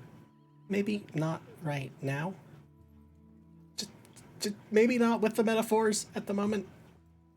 Oh, How are you wait. doing, buddy? I guess So that wasn't my uncle. That was like a non-uncle. That was like a nuncle. God damn it. The name of our session tonight. Yeah, so yeah, again, we don't have to role play through all of this. This is really sad and shitty. Burbage is just like sitting there slumped over the body, like he's just kind of stunned and speechless. It's it's nice that Charity is kind of there near him, checking in on him. But after basically, like Burbage will like just like wipe his face and kind of regain his composure. He'll do a little Annette Bening in the closet in American Beauty moment, and he's great now. He's feeling great, and he snatches the necklace of gentle repose from Charity, and he says, "Yeah, no, I'm fine. We came to the pub to drink. We should drink, and we should, I guess." Do something with this body, but it was his uncle's body, right? And despite Avery thinks it's not a great loss, but we should probably bury this body. And he starts snapping. Somebody, there's some guards or something who can take care of this body. Some of the guards have already come in. They've been able to clean up as much as they can. They wrap the body, take him away, and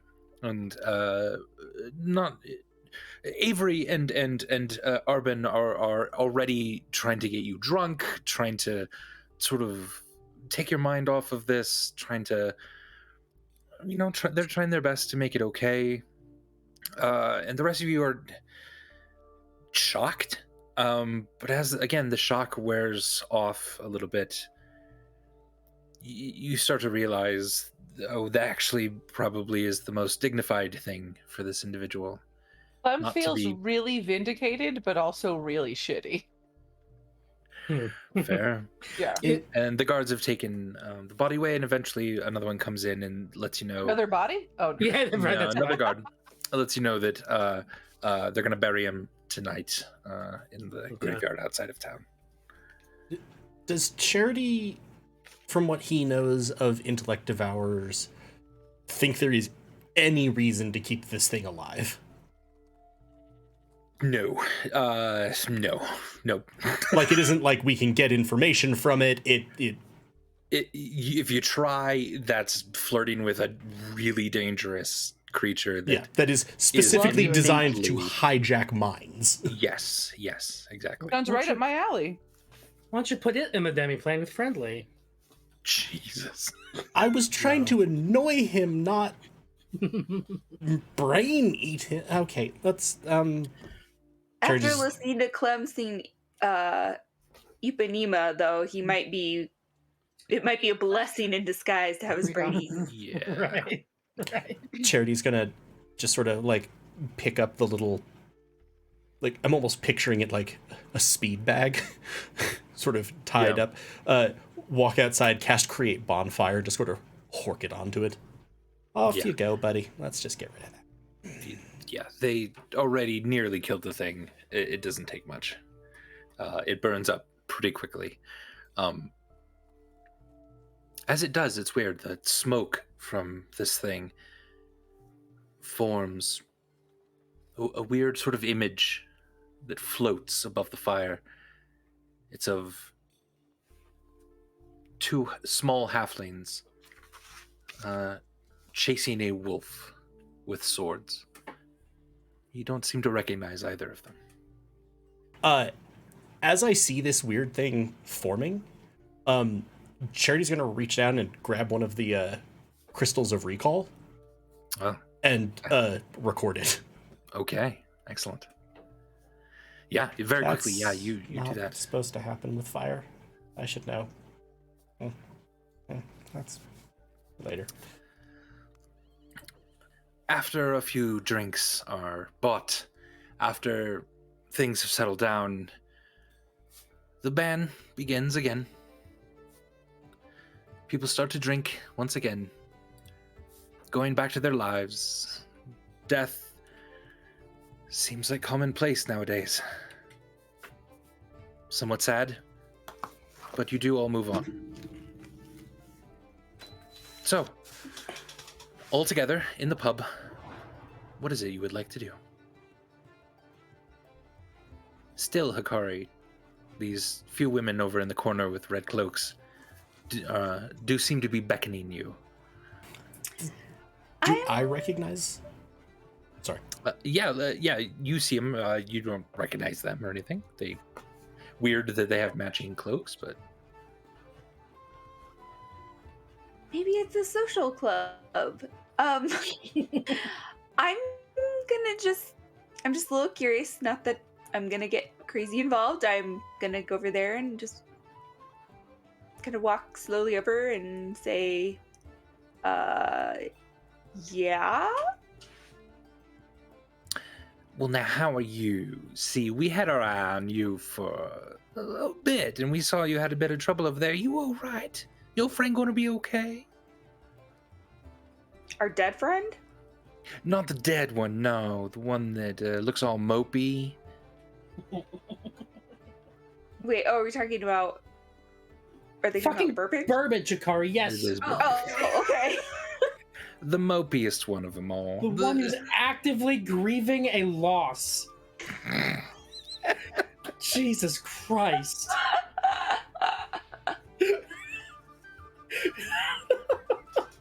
Mopey was a nice way to put it, I suppose. Yeah, he'll be fine. I'm sure. You know. Death. Loss every day. Whatever. Anyway, why are you all wearing matching cloaks? What's going on with all that? Oh, you noticed? Well, these old things. Can we buy you a drink? Would you want to play a game with us?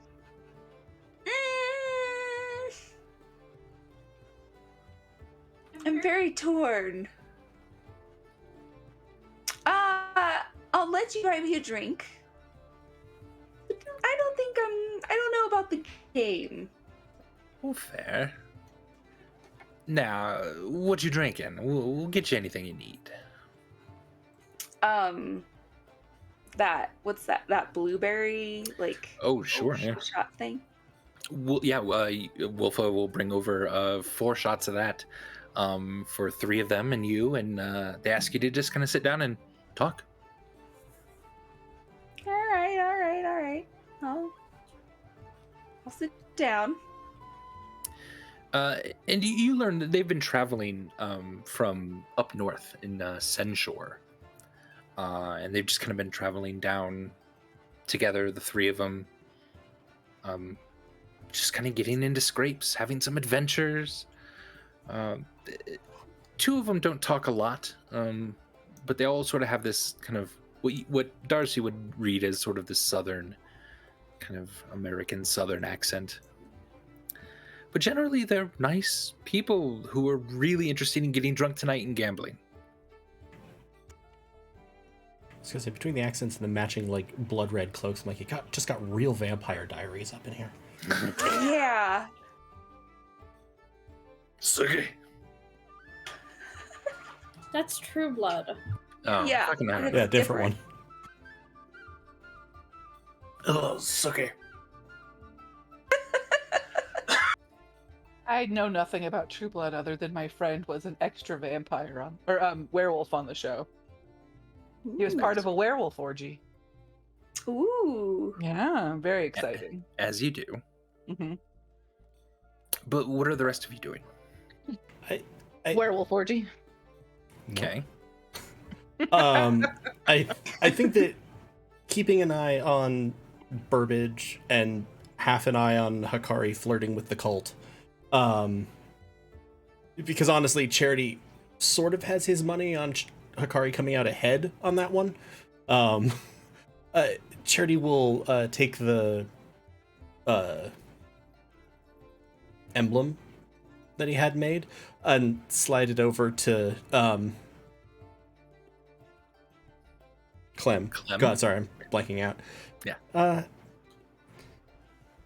I know that you can message Cantrip without one, but this will let all of us be able to talk to you, and besides, you've got a full share of the risk. You might as well have a full share of the group. Is the whole group okay with me having this? I know some people aren't super fond of me right now.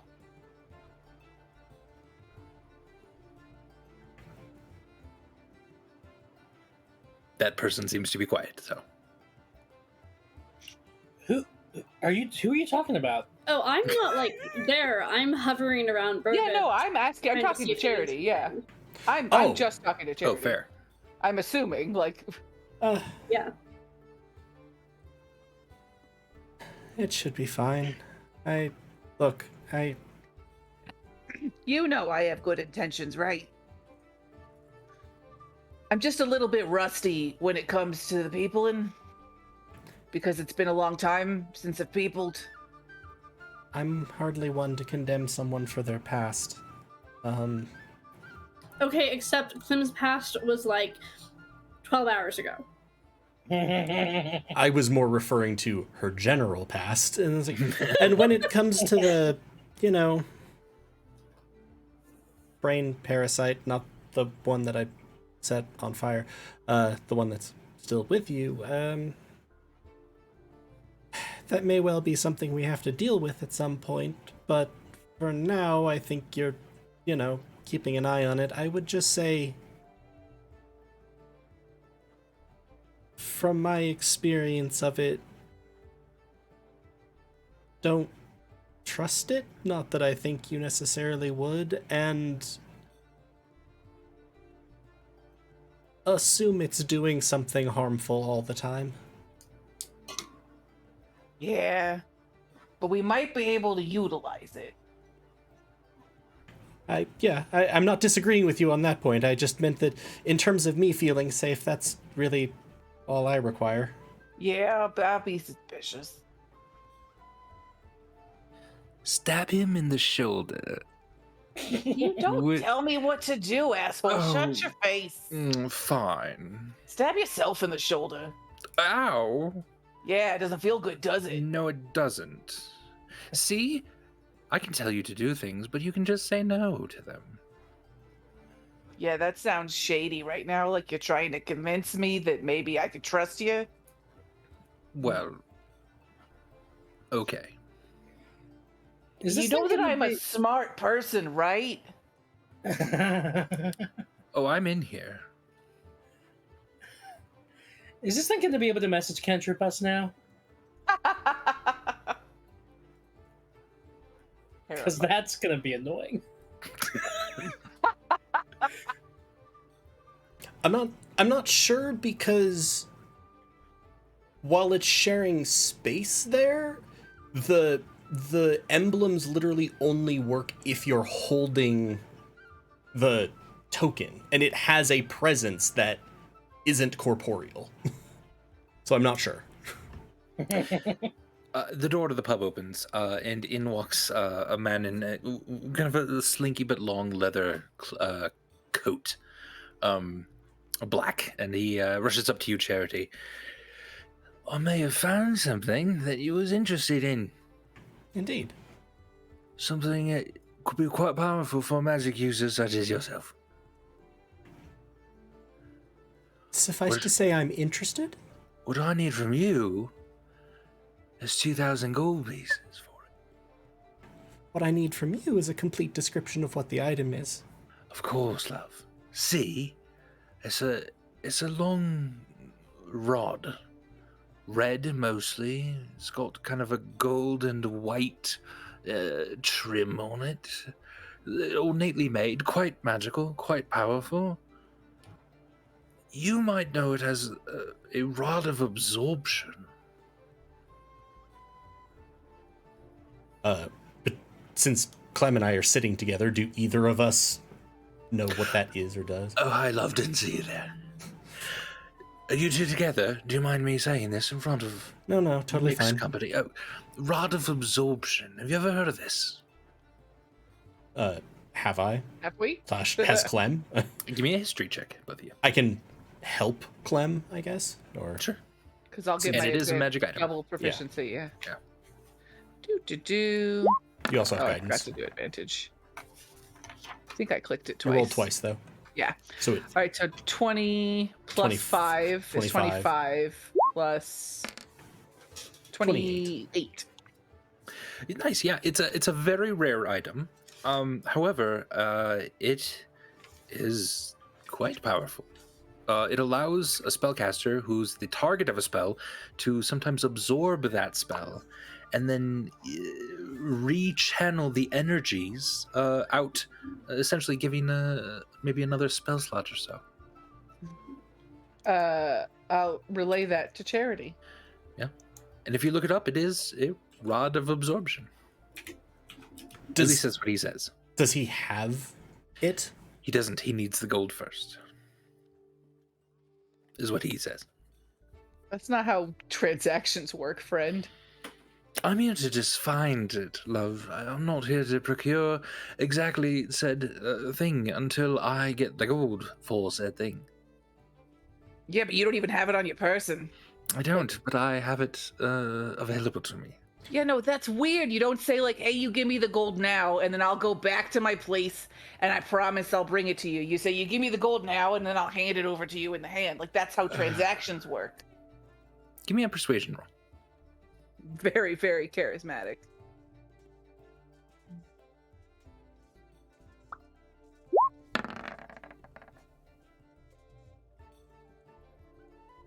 Seven. With a 7, he says, but that's my job, love. I'm here to find. Stop calling me love. I items." don't know you, and it makes me uncomfortable. Oh, you would love me if you got to know me. I already dislike you immensely, and I've known you for 2 minutes. Fair. Charity Fair. will hold up his hand. While I understand that your role is to find and procure, you must understand that, especially for items of a magical nature, it's important to be able to ensure that the goods are what they actually are. I'm not even doubting you, but I do not know the person who has this item. I would be very happy to acquire this item, but I need to know that it is what I need it to be. Fair.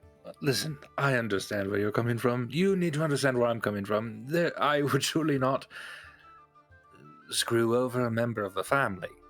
See, I wouldn't do such a thing. That would be a death sentence on my head. If not from you, then from many of your adoring followers that adorn the halls of these buildings. Why don't Listen, we just all go together to where you have the thing, and we'll give How you money about- there? You give me 100 gold, that's my finder's fee anyway. I will bring the item to you. If you like it, great. Give me the rest. If you don't like it, I keep 50 of the gold. That's it. Can I do an insight check? Sure. This guy's fucking weird. I'd also like to do an An insight. 8. Oh, Jesus I didn't know what Christ. you rolled. I'd also like to do an insight check, and I'm particularly doing this from the perspective of my background in the criminal world. Like, does this angle make sense to me? You know, does it like, okay, yeah, this would be a thing that I could see happening. Give me advantage on this then, because this is very much a play And I'll out of guidance myself. your old playbook. Yeah. 26. Yeah. Yeah, I mean, he seems genuine for offense. For someone who's dealing in stolen or difficult to procure items. Sure. Then I think, His deal is really good, it seems, yeah. yeah, so, and that basically I would read this as he doesn't want to expose his sources. True. On either side. He doesn't want us knowing who they are, and they don't want us knowing who they are. So that's probably most of that. And I feel like I can trust him with yeah, take 100 gold. The terms of the deal you'll hold to. So like he will show back up with the item so we can check it. Yeah. Then Charity will be like, I understand. And give him 110. The extra is also yours to keep, even if it wasn't a real item. He shakes it just a bit. Lovely, lovely. Puts that in one of the pockets of his large coat. Flourishes the other side of the coat. And then dunk, dunk, you have a very large rod in his hand that is now leaning against the bar. Take a look. Clem, if you could help me. I think you're better at I can't remember. Are you better at Arcana or am I better? Arcana is 5, but I get an extra. Oh, Arcana, I just get 5. And we would need to be Arcana, right, to make sure that this is magical? Probably, yeah. So I technically actually have a higher one, and I did specifically ask for like a sorcerer type item, so it probably makes sense for me to try to feel it out magically if Clem could maybe help by knowing magical items really well. Andy? Yes, that'd be fine, yeah. Okay. And I'll guidance myself. Yeah. I told you with advantage, but you didn't do it.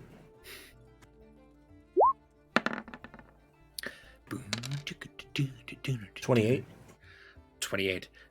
Yeah, it's a very rare item, but it is known to you. You sense the magics in it. This looks like everything you've heard about, a rod of absorption, and you feel the magics in it. It's powerful. It would be probably a very good thing for you. Okay. I'll slide over the other 1900 coin because he said 2000 with first the 100, and I'm just counting the 10 as an extra tip. Lovely, lovely. Listen, if you have any other friends that are in need of hard to procure items, bring them to me. Drink. Your name Just is ask for drink. Okay. I thought you were giving me 2 sequential verbal statements. Bring them to me and drink. Nope, that's me. Drink. Charity will sort of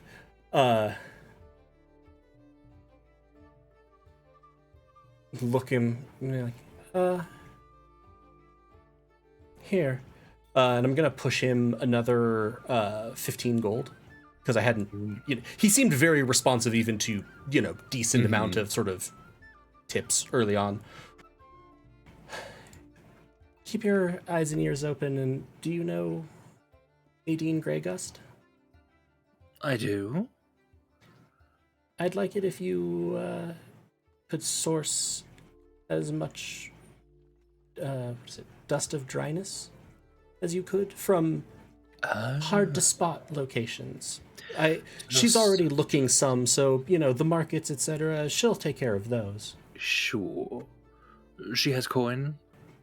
She should, yes. You can, and I'm gonna give him one of the very low security pass phrases that like Charity and Nadine would have, but enough that she would recognize this person actually was coming from Charity. I mean, like, she'll negotiate the details with you, and she'll know that I told you to look.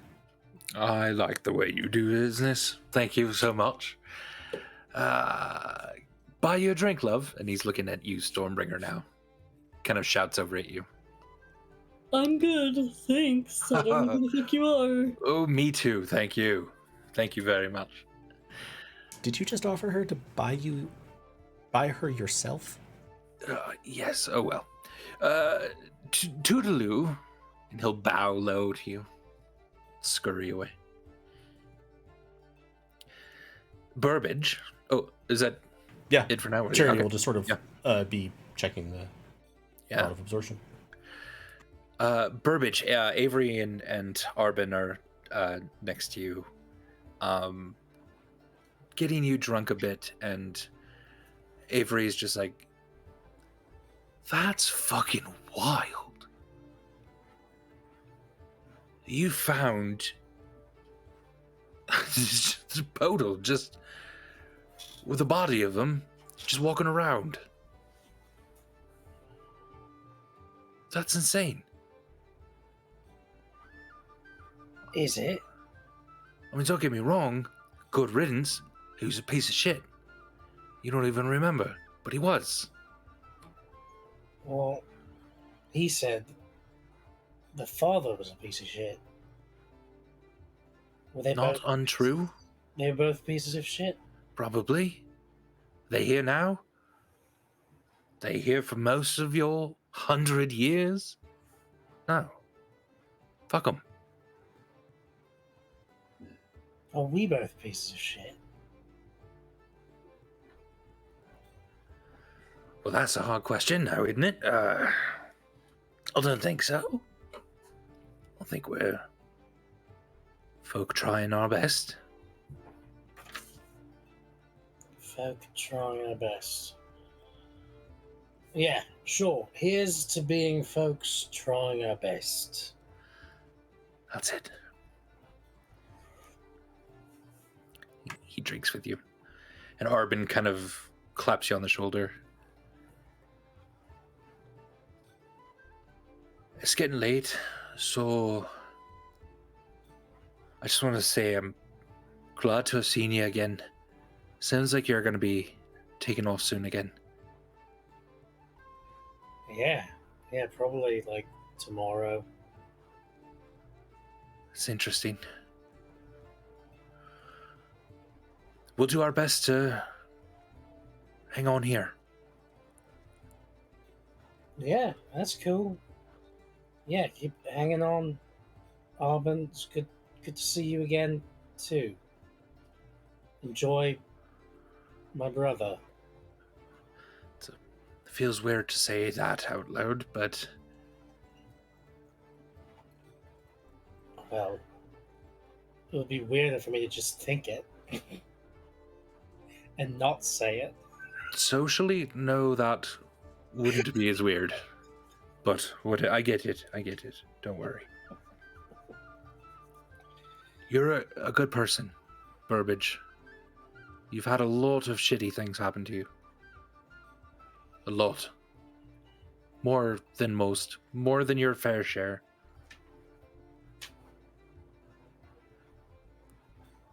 Thank you. You're welcome. It's awkward, isn't it? Yeah, I feel it. Feel it now.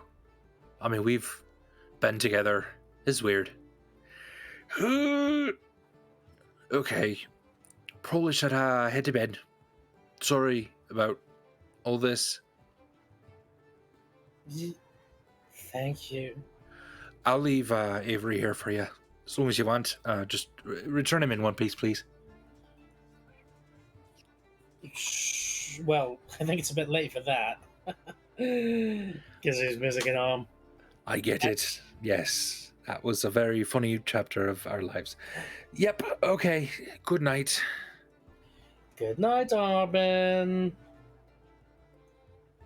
And as he checks out and he kind of waves to the rest of you, claps to Curry on the shoulder as he takes off. And as he exits, Pelatoth enters. Kind of scans the room, frowns a bit, exits. Then after about 30 seconds, he comes back in sort of begrudgingly. And then he shouts, "Burbage Camp!"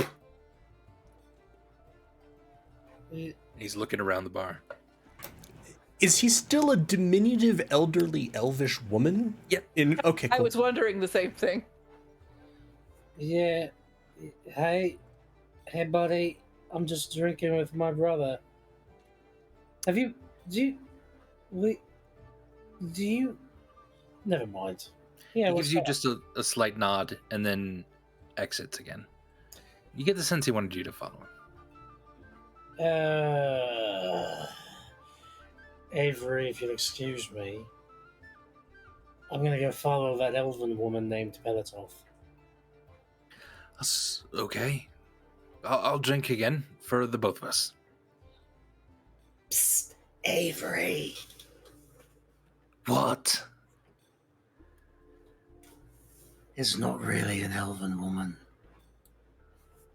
That's the dragon that Brightfang came from. You've had a bit too much to drink, brother. That's a bit more Arbin than Avery. The A's, I get the A's mixed up, you know. Oh, your voice. You got the voice wrong. Bit too much to drink, brother. Yeah, I guess maybe I have. Okay. I'll meet you at the grave outside of town later. Because as much as Uncle Poto might have been a piece of shit, I think we should be there to pay our respects, as it were. You're correct. I think we should. Yeah, that feels right on the inside. On the inside, brother. That's good. All right, off I go. Why When was that is good? And then you. burial? When was the what? When is the burial? Sounds like they're doing it kind of right now outside of town. Okay. Yeah, in the graveyard. Well, to the let's have it be a bit later after my interaction with Peloton. north.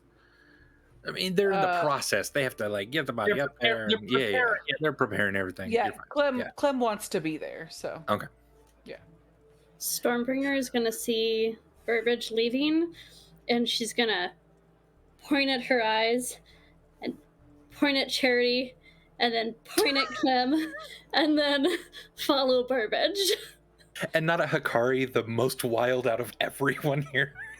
Hikari didn't blow up an inn 12 hours ago. You're not wrong. Although That was she's gonna long, tonight. long ago. with That was in my 3 past. ladies. It's in Sorry. your past, Clem. It's in I'm my past. sorry. It's in my past. Burbage, you step out into the warm night air, with Peloton. And he starts just kind of walking away from the pub, and you catch up fairly quickly.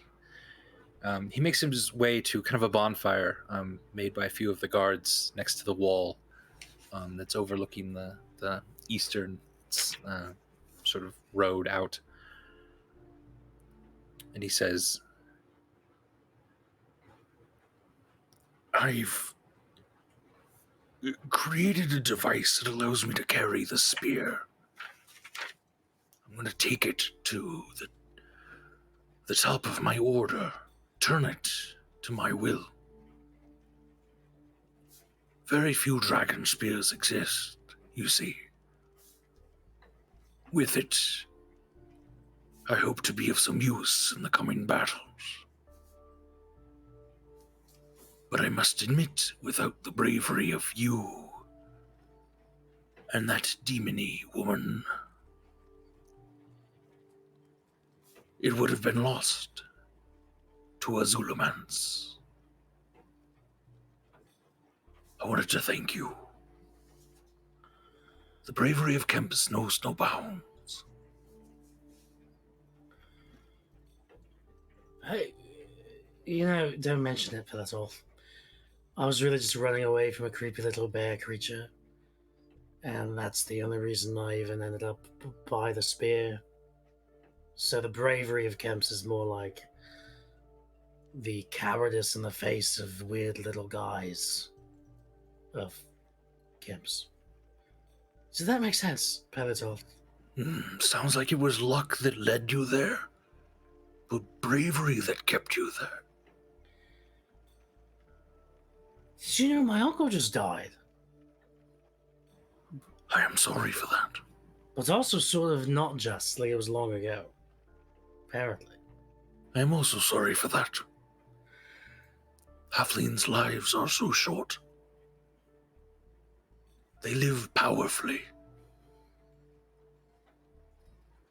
but so short. Powerfully but short. Powerfully but short. Yeah. Yeah, I guess so. I guess maybe they live powerfully. I don't know if I live powerfully. Sometimes I feel like I live powerfully. Sometimes I feel like I've got power, but then sometimes I feel like maybe I've got something else. You know what I mean? It's like that's all cool that you've, created a device that allows you to wield a dragon spear. But, wouldn't it be great if I could create a device that allows me to wield my own sins? You know what I mean? Right, Pelitov? Our sins? Our sins are not things we can wield, Master Kemp. They are the baggage that we carry.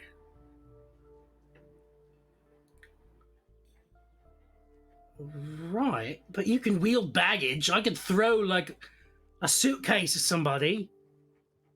Not this baggage, Burbage.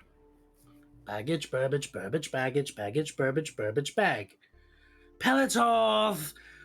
Oh, God, I thought I was going to talk to my uncle right now. I thought that I was going to have a conversation with my uncle before returning to my fucking montage. Montage, baggage, Burbage. You know what I mean, Peletov? Can I just ramble at you some things that I would have told to my uncle if he hadn't been apparently possessed by an intellect devourer? Yes. Peletov, I don't know sometimes who I am. Or to put it a bit more clearly, or less clearly, depending, I don't know who I might or could or should have been or would have been if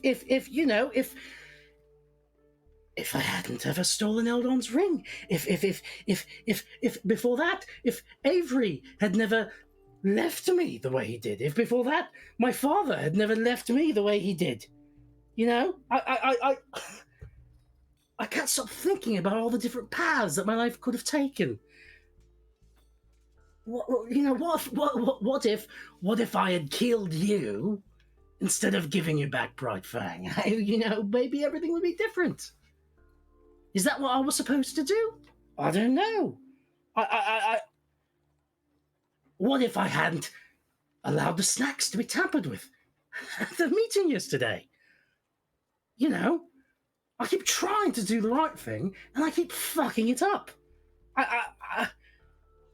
It seems like the only thing that I've gotten right recently is taking care of the charity clone. I think that's the only thing I've done that hasn't backfired in my fucking face. I don't know. Just give me somebody make me a device to help me wield my sins. Snapping, and it's not. I just want to be clear. I'm not snapping like in an upper class, like come servants kind of way. It's supposed to be like It's more of a jazz way.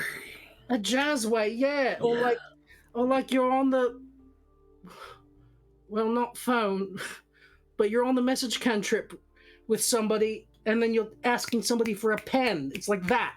Like, I need to write this down. Get me a pen. It's like that. I'm not Sylvan Aran here. Maybe I am. Jesus Christ, who am I? Identity issues, Peletov? Would you say that it was luck that brought you here? Maybe a bit of courage to stay. Here where you are now. Making the choices you made. To follow these friends of yours. To return Bright Fang. All of those choices led you here, luckily. But is the bravery of a Kemp going to be tested in this moment? Or will you also stay? And at this, he begins to grow out of the meek, elvish little woman that he was. And he grows tall, much, much taller than you. White wings spurt out of the back of him. He is gigantic. His foot lands next to you. Burbage Kemp. Do you have what it takes to do what is necessary in these final days? Or did I bet on the wrong Kemp?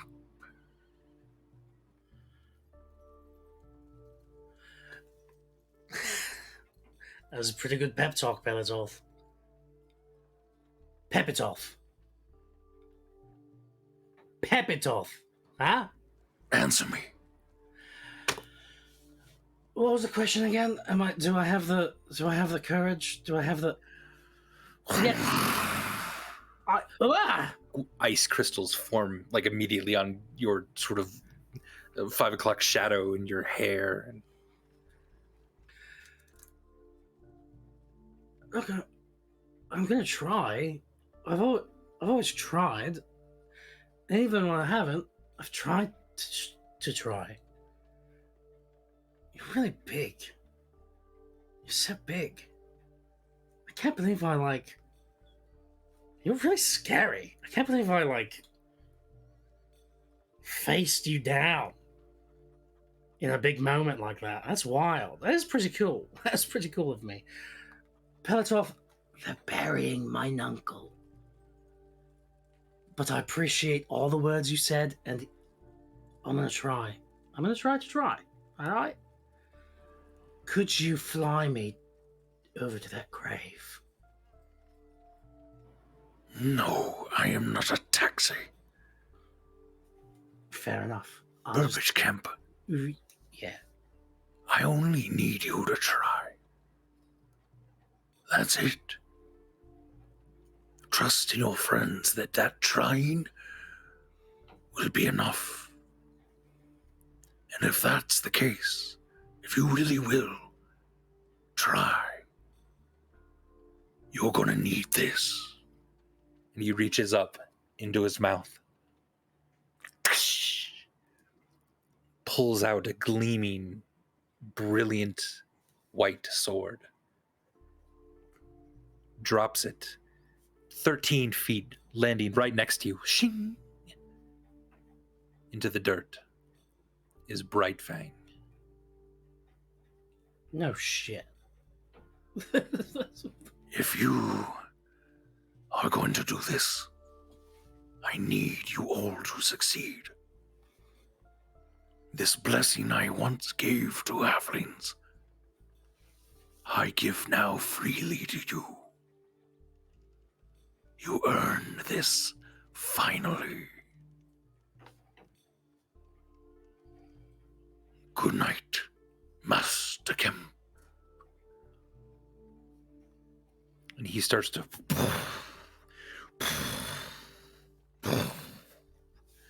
make his way to the outskirts of town. Everyone who sees him cowers. Everyone who sees him on the wall drops their weapons. You just had a conversation with him.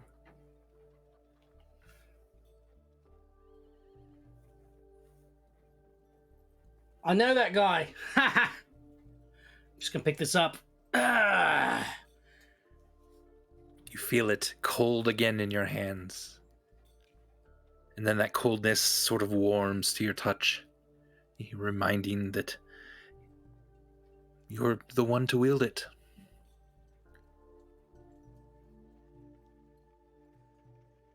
That's wild. I didn't expect that to happen, Andy. I don't think Burbage did either. Jesus Christ. All right. He'll look after Pelatov and say quietly, "Thank you. Thank you for believing in me." And he'll walk over to the graveyard. All right. Meet Avery over there. Clem, did you kind of leave with Avery to go to the graveyard since you wanted to kind of head that way too? Sure. Yeah. You want to head that way? Yeah. Charity, Stormbringer, Hikari back in the bar.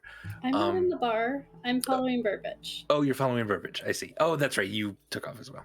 So you saw all that then? Yeah, but like I was like crouching behind a bush trying to like look at the sky and not like, you know, like I'm not intruding on their private moment. I'm just sneaking along Just a behind creeper. Burbage. Yeah. As Pelatoth walked away, he kind of looked back with his giant dragon head and winked at you with his giant blue eyes.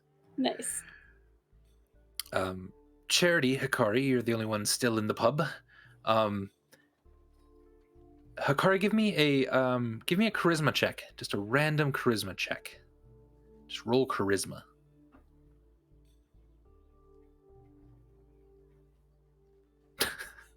Just a random. Random charisma check. Not a save, just a check. I probably would be also doing what Stormbringer told me to, and generally just sort of sitting a little bit back and just generally watching Hikari. Nice. You see Hikari having a decent time, just sort of meeting new people. Yeah, Hikari, it's nice to have a bit of randomness here in who you're meeting. These women are very nice, fairly attractive. They seem to be smitten with you already. They don't know anything about the family, they say, and you tend to believe them. They're just here for some drinks and travel. However the night goes, you are free to dictate. They would be up for Can most I anything. roll insight? Of course. And Charity, if you're looking and watching, you can roll an insight too, just to kind of gauge the situation. Yeah, I will guidance myself because it's touch. So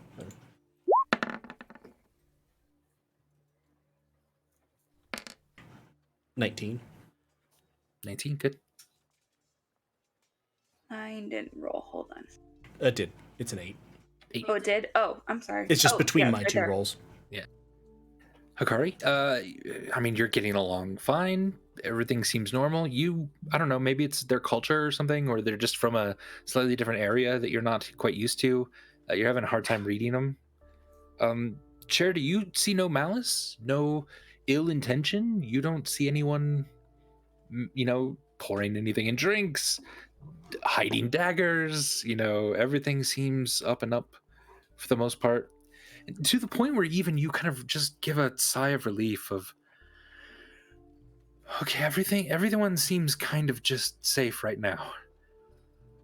If you can just keep them that way, Charity, feels like you can actually do some good.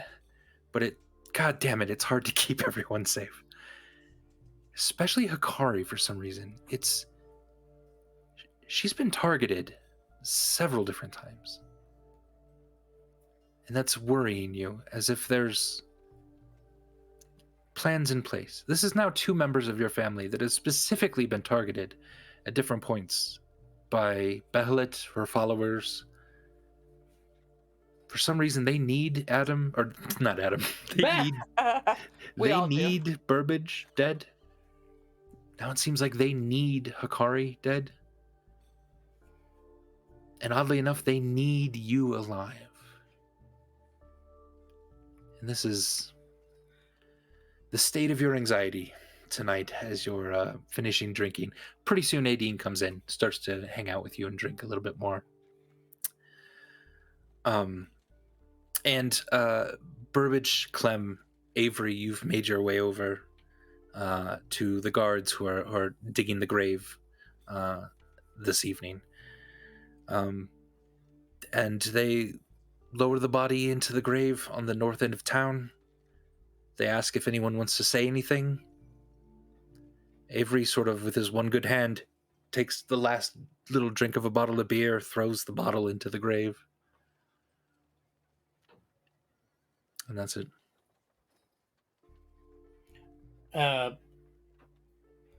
Burbage will be like, yeah, I want to say something. And it looks like he's about to say something like to the grave, but instead he turns to Avery. And he says, what are you going to be doing in the coming weeks? Well, I'm going to try to prepare as best I can for what's coming. And it's seeming more and more, from the talk of you all, this might be it. Yeah. I don't know if I'm leaving Cliffmill. Yeah, you might have to stay here and fight. I've seen a lot of fighting, Burbage. I gotta tell you, I'm not keen to see more, Well, but I will. For you. look, maybe Dad was a git, and maybe Uncle Potal was a git too, and maybe you and I, maybe we're gits, but maybe we're slightly less gittish gits than they were. Maybe we just have to try, and maybe with some luck and some courage and making the right choices, maybe we can look out for each other better than they did. So, here, you might need this. It might help. I don't need it anymore. And Burbage gives Avery Dianaphine. This is a beautiful blade. Are you sure? Yeah, I think it served its purpose. I found it on an iceberg. Stormbringer licked a blue orb. That's weird. I was never quite left-handed. And he flourishes the blade a few times, looking incredibly deft at it. He's obviously practiced with his left hand. Even if he sort of feels it as a detriment, he does have a lot of skill still. Have you ever known a one-armed person to do anything cool? Yeah, actually, I knew an orc once who teamed up with a little halfling girl and did some pretty cool shit. All right, well, maybe there's some hope for me. Yeah. And you, and you point at Clem with the sword. This motherfucker is going to need all the help he can get. He's going to get you into scrapes. He's going to be trouble at times. Are you going to be there to help him? Because if you are, I can rest easy and protect this place. I mean, I've saved his ass a few times already, so I think I could keep it up. That's all I ask. I feel good about that. Can we ask the studio audience? Everyone? I Round of actually applause. prepared something to say. Yeah. Oh, yeah, with the guy. Yes. Yeah, you got your turn, I got my turn, body. Clem. I said my piece. Yes, please. So I didn't really know Podal, and it's kind of my fault that this happened, but I still think it was right. Anyway, Burbage, this is for you. There once was a man named Podal, whose face was wrinkled and scrotal. He was old and shady, yearned to bang a lady, but sadly his abstinence was total.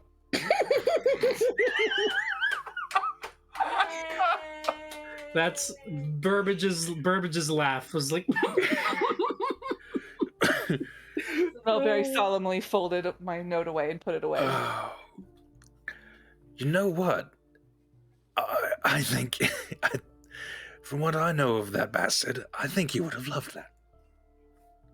Yeah, it was perfect, Clem. It was perfect.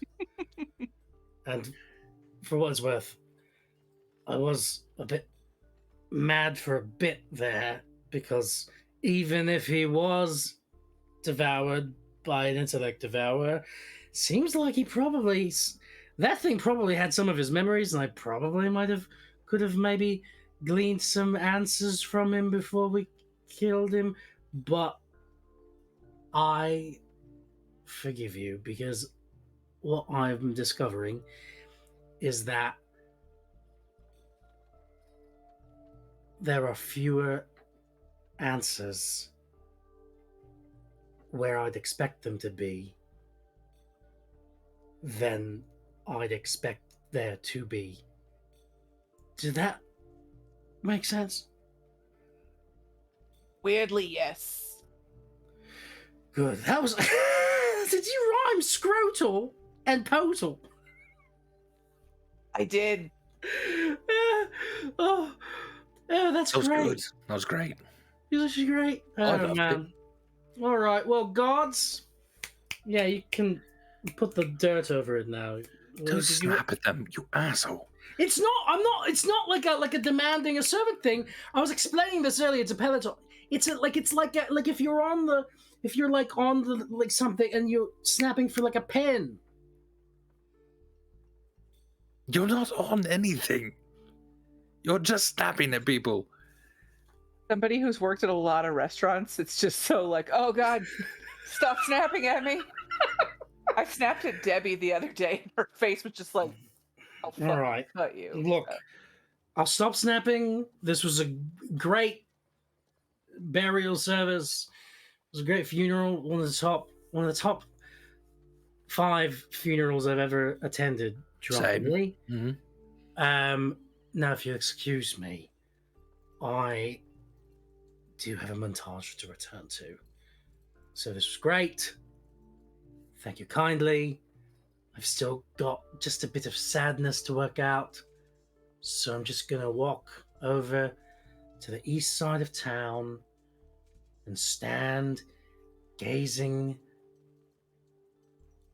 in the distance and have a little talk to myself. And it's going to be great. Just you wait and see. I can't wait. Go back an episode or 2. Just 2 episodes, yeah. Didn't get to it last time. Yeah. Yeah. All right. Well, Avery, and by the way, I haven't forgotten. I've got the letter you gave me earlier. I've tried multiple times to read it, and I haven't been able to bring myself to. But now that we had a little touching moment, I'll read it sometime. Oh, okay. Please do. And yeah, I'll say goodbye like tomorrow before I leave, all right? Yes, excellent. I would appreciate that. And Clem, again, thank you for everything. He's going to give you a bunch of shit. Sorry about that. Not all Kemps are this bad. Although most of them are, now that I think about it. Shit. We might be terrible people, Burbage. You were right. Oh, well. Burbage is like, was already walking away, and he turns around and is walking backwards, and he's like, yeah, yeah, but that's just our cross to bear. Fair. Right? Not wrong. And Stormbringer, as you're sort of watching from a distance, this quick makeshift burial, Dawn Protector has snuck up on you. Right next to you. What are we looking at? Oh, hi, Dawn Protector. We're looking at my friends, my family. We're just watching. Why do you like watching them so much? I've noticed. Because when I don't watch them, they do things like blow up ends or die 3 times when they're out of my sight somehow. Get kidnapped, you know. You know, there's a lot going on in this world that you don't have eyes on. You can't look at everything bad. I mean, okay, first of all, you're not my boss. I think I'm the chief, not you. Second of all... We restructured our government, thank you very much. Okay, right, it's a democracy now. Sorry. Anyway, second of all, I'm just trying to keep eyes on enough of the bad things to keep the people I care about alive. Everybody else can get fucked. Unfortunately, I'm starting to care about a lot more people, which makes it a lot harder. It does. Like, I kind of care about all these people now at Cliff now and feel responsible for them, and that's a gross feeling. Ironically, that feels a lot like what a chief would feel like. Grossed out? Well, yes. It is sometimes gross. You are leaving tomorrow? Was that right? I think so. Yeah, I think we're leaving tomorrow. We'll be back in time. Do you have a place to stay tonight? I was probably just gonna sleep outside their rooms and watch them while taking some brief naps. Do you want company? Yeah, company might be nice. Okay. And she'll walk with you wherever you go the rest of the night. Mostly that's sneaking around, following my friends. Fair. And as Burbage finishes his montage, overlooking the road to the east, Finally.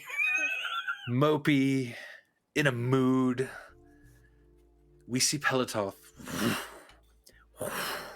flying off into the distance, one less tooth in his mouth.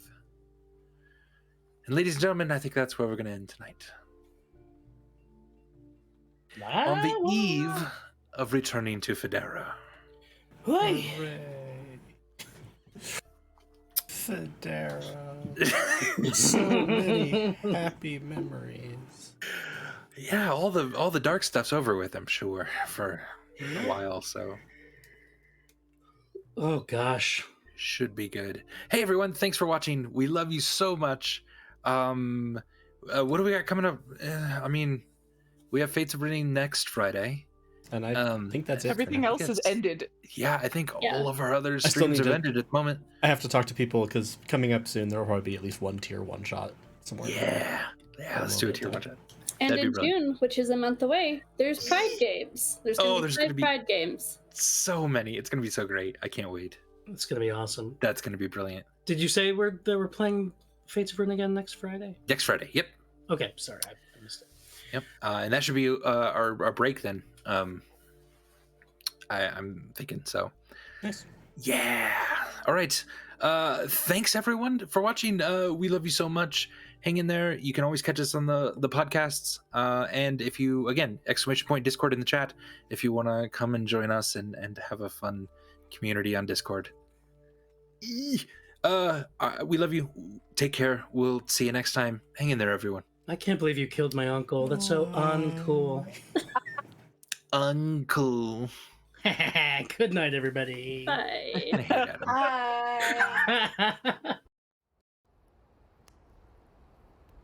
The lonely she walks down beside the green river.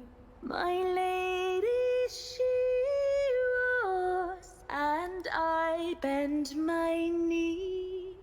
One divine, my seraph, my heart to deliver. She gives me a small flower that I call Tomb Lily. I love so completely, so true and so sweetly. But know that our story is so short, it must be. Every time that you show me that blue